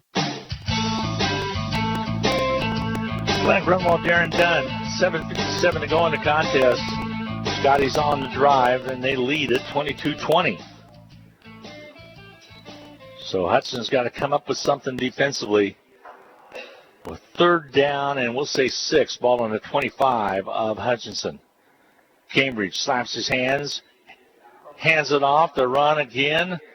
Familiar face out there with Franklin on the carry, and he's short of the 1st down as the stop made it about the 21. Well, you want to talk about a conservative call for a team that's facing 3rd and 6 that comes in known for the pass, will sling it on any down, and strangely run it. Some way, if you could possibly get them to hold for a field goal or something here. This is a big 4th down play, and they're electing to go for it. I would say watch out. Just don't jump would be the main thing right now, because they may try to get you to jump and take a timeout. 7:18, clock moving along here in the 4th quarter. Down by 2. The throw on the outside. Franklin got the 1st down, has room all the way down to the 12. It'll be a 1st and 10 for the Scotties. Nice play call right there. As a gutsy call on 4th down. I tell you what, that Franklin is a heck of a running back. Can run the ball, and right there, Darren, he showed he could catch the ball. Yeah, well, we mentioned the one thing, the motion man has been the primary target for Cambridge today. It's been the motion man or the running back out of the backfield, and that time the motion happened to come from the running back. Hutchinson trying to dig it in defensively. That defense has been out there for quite some time. That pass interference has been tough on the Dragons. Now Cambridge gives it again. Safe call up the middle. Little or no gain on the play clock to keep moving. And Lee on the carry. Trey Lee is out of Columbus, Georgia. He'll substitute out. Back into the lineup. And coming at the reason he came out, Franklin's helmet came off on that catch and run. He'll check back in the contest. He's been the difference tonight at the running back today for Highland. Scotty's a catch up. 2nd and 11 is Lee lost a yard. Clock nearing the 6-minute mark. Back to pass. Cambridge sidesteps. Pressure. Throws to the right side. Catch is made. Trying to get into the end zone. Franklin's in there for the touchdown. What a run over there. Hutchinson came with the blitz. Did not get Cambridge down, and he was able to throw it on the outside to his relief valve over there, and that was Franklin. And that's a big one, but 5:52 to go in the contest. 28-20 now. This point after is big. Yeah, it's important. You already missed an extra point, had one blocked. Blue Dragons need to try to get another one to keep this a one-possession game. That was a heck of an effort by Franklin. He caught the ball and was able to get it into the end zone for 6. So 28-20, Scotties on top of the Dragons with 5:52 to go in the fourth quarter. Kick is on its way. It is up, and it is good. And a 9-point lead for the Scotties, 29-20, with 5:52 to go in this fourth period of play. We'll await the Scotties kickoff. Hutchinson trying to get something going. They're down by 9 with just under 6 to go. We'll be back with more on the Blue Dragon Sports Network. No time to fix breakfast? Just call us at Anchor Away 662-3100 and we'll have it ready for you. Choose from our selection of breakfast burritos, biscuits, or one of our 5 different complete breakfast plates. Breakfast from 7 to 10:30, Monday through Saturday. If you missed us for breakfast, we're here for lunch and dinner too. Pick up your favorite Mexican dinner or take some home for the family. We're open till 9. That's Anchor Away, drive-through, carry-out, and catering under the water tower at D&. Adams in Hutchinson, 662-3100. Well, the Blue Dragons down by 9 now, 29-20 with 5:52 to go in the contest. Have got to get something going and got to get something going quick. The number 1 team in the nation right now trailing the number 20 team in the nation, the Scotties of Highland. Here comes the kick. A little squibber, be picked up at the middle of the field. Finally picked up at the 25. Straight up the middle to the left side. Trying to make something happen inside of Highland territory all the way down. And they'll take it all the way down to about the 44-yard line. Another great return by Darius Cleveland. So Cleveland, after he up back, had touched the ball for Hutchinson. Cleveland returned it out there. They'll mark it right at the 44. So Hutch with a short field, but you can't have a long drive right here. You've got to do something here to get into the end zone, cut that lead down. It is now a 9-point lead, 29-20. Scotties with the lead. 5:46 to go in the contest. Mark Wright, quarterback, back to pass. Looks to his left, just about picked off. Broken up on that left side. And coming up was Butler to get a hand on it. Incomplete pass, 2nd down and 10. Butler was favoring that left hamstring earlier, came out for just a little bit, but he looked fine on that broken up pass. He's been in on a lot of plays today, defensively. So Wright gets set. He's a good one. Back to pass. Wright goes to the right side. Incomplete pass. Closest one to throw it to was Tinsley out there. Brings up 3rd down. Thad Tinsley and Brian George ended up finishing that route.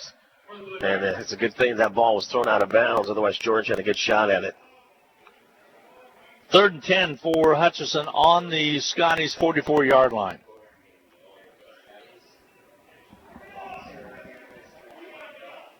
Wright gets set. They'll switch the wide receiver to the right side. Back to pass. Wright steps up. Throws on the outside. Catch is made at the 30. Sidesteps and gets out of bounds. It'll stop the clock. Nice job by Tinsley. Moves the chains with 5:28 remaining. That's how the Dragons have moved the ball through the air today. It's all been right to Tinsley. Yeah, Scotty's going to have to prevent defense out there right now. Not letting anything get behind them. 1st and 10 from the 28. Right. Back to pass again. Steps up. He'll be engulfed. He's down with a big sack. Big sack by the Scotties. Knocks him all the way back to the 36-yard line. Brings up a 2nd down and long. First full sack of the season for Kaladi Amusam. Amusam came in there. Offensively, the blocking broke down, and 2nd and 17 now for the Blue Dragons. Right to quarterback, back to pass, rolls to his right side. Lets it go. Incomplete pass. Closest one out there was Roche on the far side at about the 20-yard line. Yeah, Wright really took a shot on that one again. That was close to being a forearm shiver into his helmet. So 3rd and 17 for Hutch. Ball on the left hash mark. Game might come down to this. 4:40 to go. And A stoppage of play. They'll reset the ball to a little bit inside the left hash.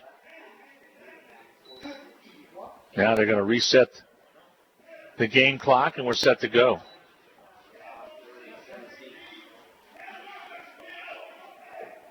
All right, with the football, Mark Wright back to pass.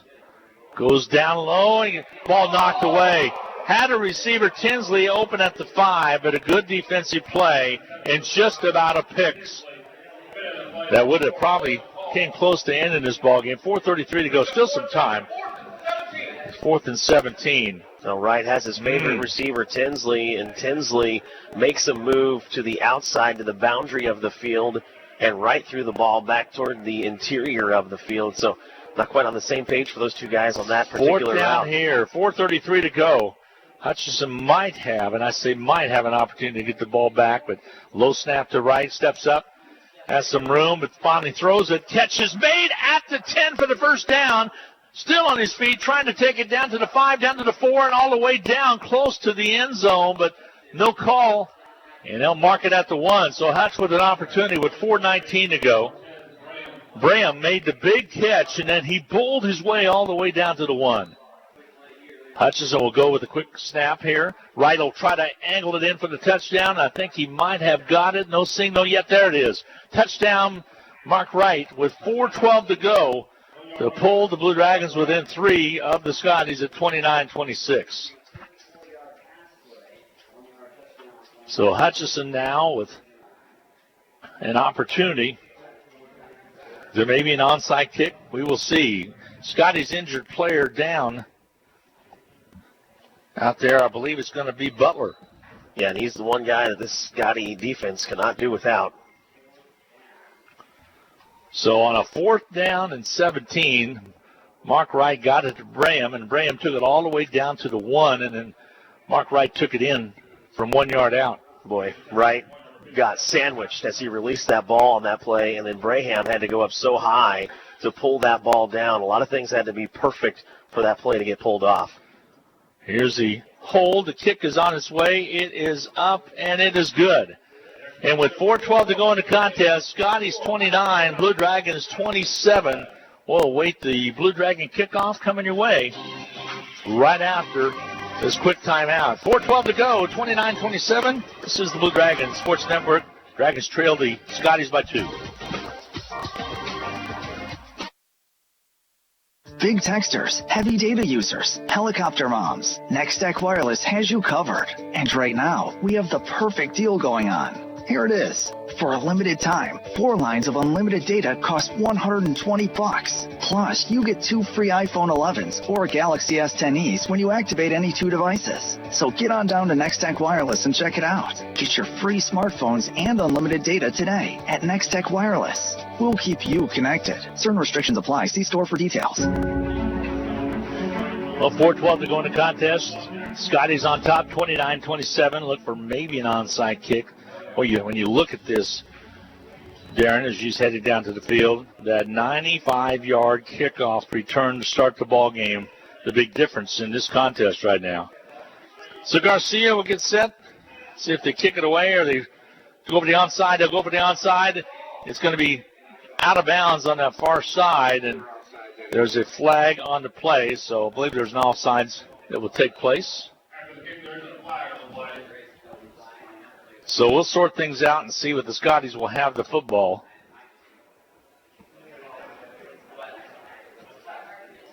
.412 remaining to go in the contest. Hutchinson down 29-27. We'll get the indication from the white hat is what that might be. And it's going to be offsides against the Blue Dragons. So knew that was going to happen. It'll be Scotty's ball at the 42. Darren Hutchinson needs to step up big defensively right here.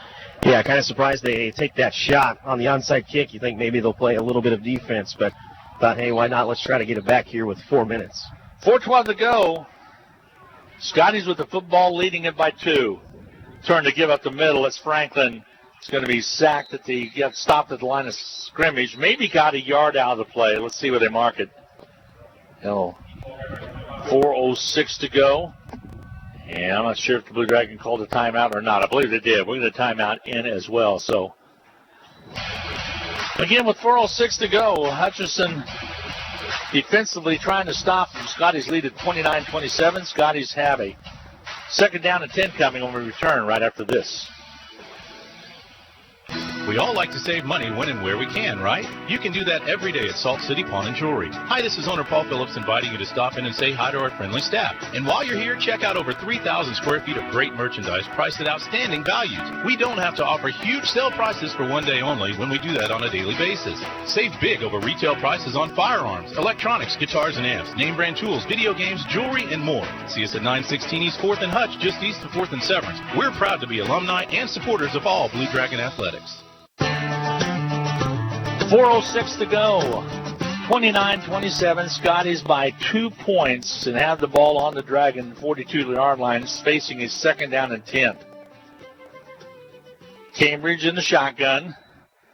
Goes back, gives it off to Franklin again. He ekes out a couple yards, takes it to the 40. Will bring up a key third down play.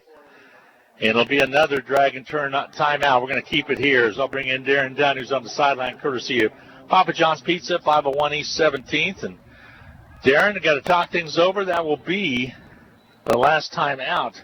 Nope, I think there's one more left. Thank you, Steve Carpenter, for the Blue Dragons. The ball right at the clock at the 4-minute mark. The ball at the 40, a big third down call for Highland. Yeah, you can't rule anything out, but remember the last time the Scotties went a little bit conservative and went ahead and ran the ball on third down. I would suspect they would do that here again and try to get the Blue Dragons to use that last time out. But that's conventional wisdom. It depends on what that wisdom feels like today for Aaron Arnold, knowing he's got the number 1 team in the nation down by 2 points. Back in 2018, Hutchinson won 16-13. Back in 2017, Blue Dragons won in 2 overtimes, 13-10. Then the last time we were up in Highland, back in 15 and 16, 2 straight losses, one by 5 points and one whipping by 31-12. So see what Hutchinson does here defensively. 4 minutes remaining to go in the contest. Shaping up to be another one of those games. It is last another 2 games, one, you bet. Dragons won on 37-yard field goals. Third down and 8. They'll send a man in motion. Cambridge out in the shotgun. Back to pass. He's on his own 50. Throws it across. Incomplete pass. Picked off by the Blue Dragons. Incomplete. Blue Dragons got the pick. They'll take it to the 40, and Hutchinson has an opportunity. And now we have a flag on the play as the sideline is getting a little crowded over on the far side. Blue Dragons got the pick. And let's see where they're going to mark it. You can hope that maybe this is just a sideline warning like was given to Highland early in the game. So the big pick was made. And the Blue Dragons look to me like they're going to have it from the 40. We'll sort things out. Yeah, big play by Jeremy Spraggins to come up with the pick. Dragons had that one on the last drive. Remember, it was called back for roughing the passer. So we'll sort things out. Personal foul, I believe. What's the call, Darren? Yeah, they're going to get a face mask on Highland. Mask. So instead of the sideline warning, which it really looked like it was going to be, the Dragons are going to get 15 yards out of it. Hutchinson will have the football at the Highland 45-yard line. 3:52 to go in the contest. Glenn Grunwald, Darren Dunn, along with Steve Carpenter, Sports Information Director at Hutchinson Community College, providing stat work for us. Hutchinson will be home against Coffeyville next Saturday. Trips on the left side. Blue Dragons give it up. Big run over by Cross. He's at the 30, down to the 25, trying to cross down to the 20, trying to get a little bit closer, and his forward progress will be at the 20. He took it all the way down on a big opener right up the middle. Once again, it's another one of those plays where he's really one guy away from breaking the big one. And let me tell you now, Cross has some really great vision. He knew a couple of guys were closing in on him at the end that he was able to sidestep like he had eyes in the back of his head. 1st and 10 from the 20 of Highlands for the Scotties. 3:30 for the Blue Dragons. 3:30 to go in the contest. Hutchinson trailing 29-27. Mark Wright, the quarterback, takes his time, looks to the sideline. Clock moving along. Now he gets the snap, back to throw on the outside. Catch is made on the outside by Roche, takes it inside the 10 all the way down to the 6-yard line. Blue Dragons will have the ball first and goal from the 6. You get that feeling the Dragons, they know they want to score, but they don't want to score maybe too quickly, really trying to milk that clock on this drive. That's a good point to make because there's 3:04 to go, and Scotty's very dangerous ball club. The other thing that does is knowing that your defense has kind of been out here a lot in this second half is at least gives them a breather before the ball goes back to the Scotties. All right. Cross back in there at the running back spot. Mark Wright, the quarterback, has a wide out on the right side. Wright will keep it himself. Angles in for the 4, and all of a sudden he is dropped. There's a flag on the play, and that might be a hold.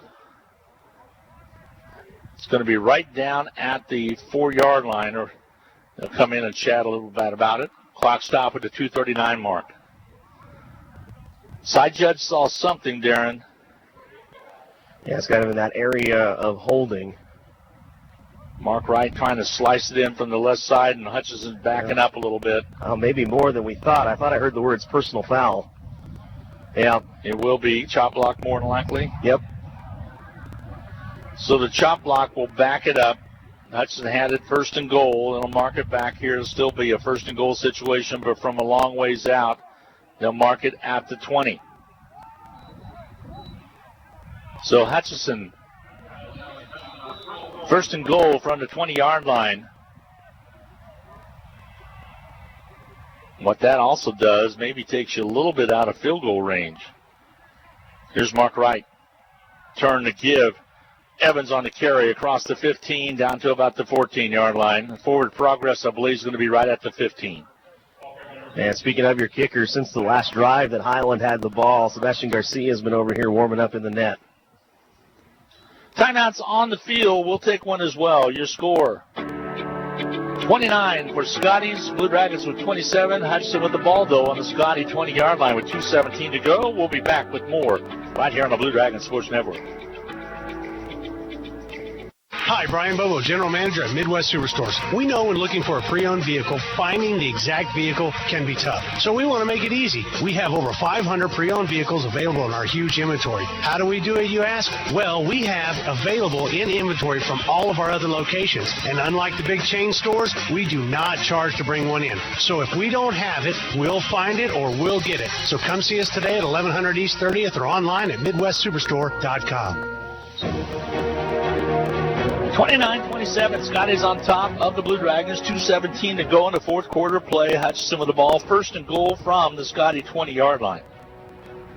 Personal foul really hurt Hutchinson. Rolled it back to the 20. But the Blue Dragons have been moving the football. Let's see what happens here. Evans at that running back position. He's been in there. Here's Mark Wright. Turn wants to throw it on the outside. Catch and made on the screen on the outside. I think Roach caught it again, trying to take it inside all the way down to the 5. So he got the penalty back, Darren, and he'll face a third down and goal. Yeah, he had Braham and Tinsley out in front, kind of that convoy, blocking it up for him. He almost had an angle to the pylon and was just forced out maybe about a step sooner than he wanted to be to try and reach for it. Third and goal from the 5. Blue Dragons will split Tinsley on the right side. He'll have single coverage over there. Mark Wright wants to keep it himself. Dives inside and is dropped. So that'll set up the ball right in the middle of the field. A 4-yard carry, though, all the way down to the 1. So you basically got a point after right here. And 1:49 to go in the ball game. And, again, a player down for the Scotties. They'll get up and be okay, and another timeout's taken. One more timeout coming your way with 1:49 to go. Hutchinson trailing 29-27 with 1:49 to go, but have the ball, fourth down and goal from the 1. We'll be back with more right after this. It's football season, when the weather is warm one day and cold the next. Stay ahead of cold and flu season by drinking plenty of liquids, getting enough rest, and keeping your hands sanitized. Come see the friendly folks at Ashcraft Pharmacy, your locally owned Health Mart pharmacy, for over-the-counter medications to help alleviate symptoms. And if you need a prescription, we offer free mail-out, free delivery, or call ahead for our handy curbside service. Go Dragons! From Ashcraft Pharmacy in the Hart Shopping Center, South Hutchinson, and Health Mart, caring for you and about you.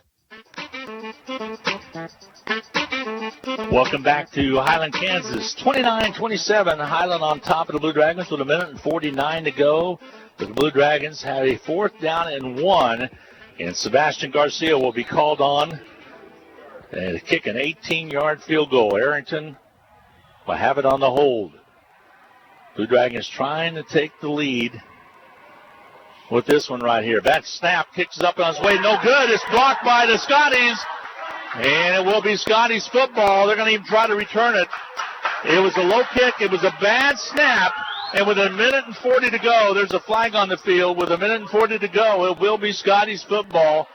Hutchinson trailing by 2, 29-27. That ball was returned by Terry Purefoy Jr., and he had his face mask turned at the end of it. Yeah, face mask going to be the call, so that'll go against the Blue Dragons as well. But it looked to me like not a pure snap. You had a better angle than I did, Darren. Yeah, the ball was flat on the ground. Arrington had to pick it up, and by that time, once Sebastian Garcia got to it, it never got the trajectory it needed to even clear the line. So they'll sort things out. We're going to keep it here. Right now it's going to be Scotties football with 1:40 to go, leading at 29-27. As personal foul against the Blue Dragons will mark it off. And this could seal it for the Scotties. They have one timeout left. The Blue Dragons have one timeout left. But that was no more than an extra point, but a bad snap.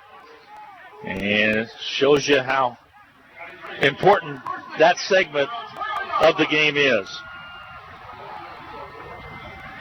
So the number one team in the nation on the verge of going down here, trailing by 2, 29-27. Scotties with the lead in the football with 1:40 to go. 1st and 10 on their own 20-yard line. Cambridge still back in the shotgun. Turn to give up the middle. They'll stand him up right at about the 22-yard line. Franklin on a carry. Might have got a little bit more than that. I'll stop the clock with 1:32 to go. So Hutchinson calls a timeout. We'll get a timeout as well. As with 1:32 to go, Scotties on top, 29-27 over the Blue Dragons. They'll face a 2nd down and 7 when we return right here on the Blue Dragons Sports Network. In need of a business loan? With the First, you are promised personal service and commercial lending. Whether your business is just getting started or you're ready to expand, the First has solutions to help make your business successful. We're first for you. Find out how our loan experts can help. Visit fnbhutch.bank to get started or stop into a location nearest you. First National Bank of Hutchinson, member FDIC, equal housing lender.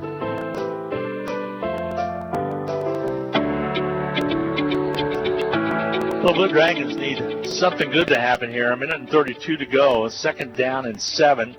Scotties, now the Blue Dragons with no timeouts left, face a 2nd down and 7 on their own 25-yard line. Cambridge, the quarterback, turns safely, gives it to Franklin. He'll fall forward across the 25. They'll mark it at the 26-yard line. And they'll set the ball right there, and clock stop at 1:25 to go, but they'll crank it here in a second.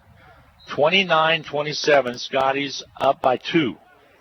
And 3rd down and 5 to go with 1:20 to go. So they'll work that, what is now a 30-second play clock down. And I don't know if the Scotties will call a timeout or if they'll run a play at that time. They'll split wideouts on the right side with 1:02 to go. Clock moving under a minute. 14 on the play clock. 56 on the game clock now.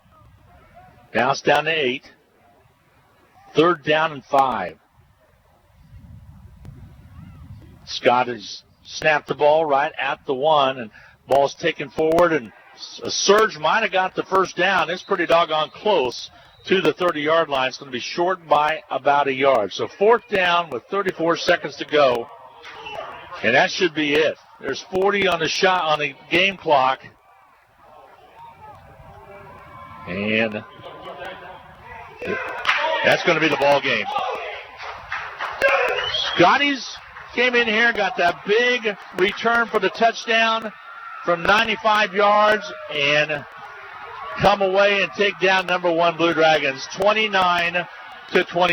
A big signature win for the Scotties of Highland. We will take a timeout, a 2-minute break coming your way.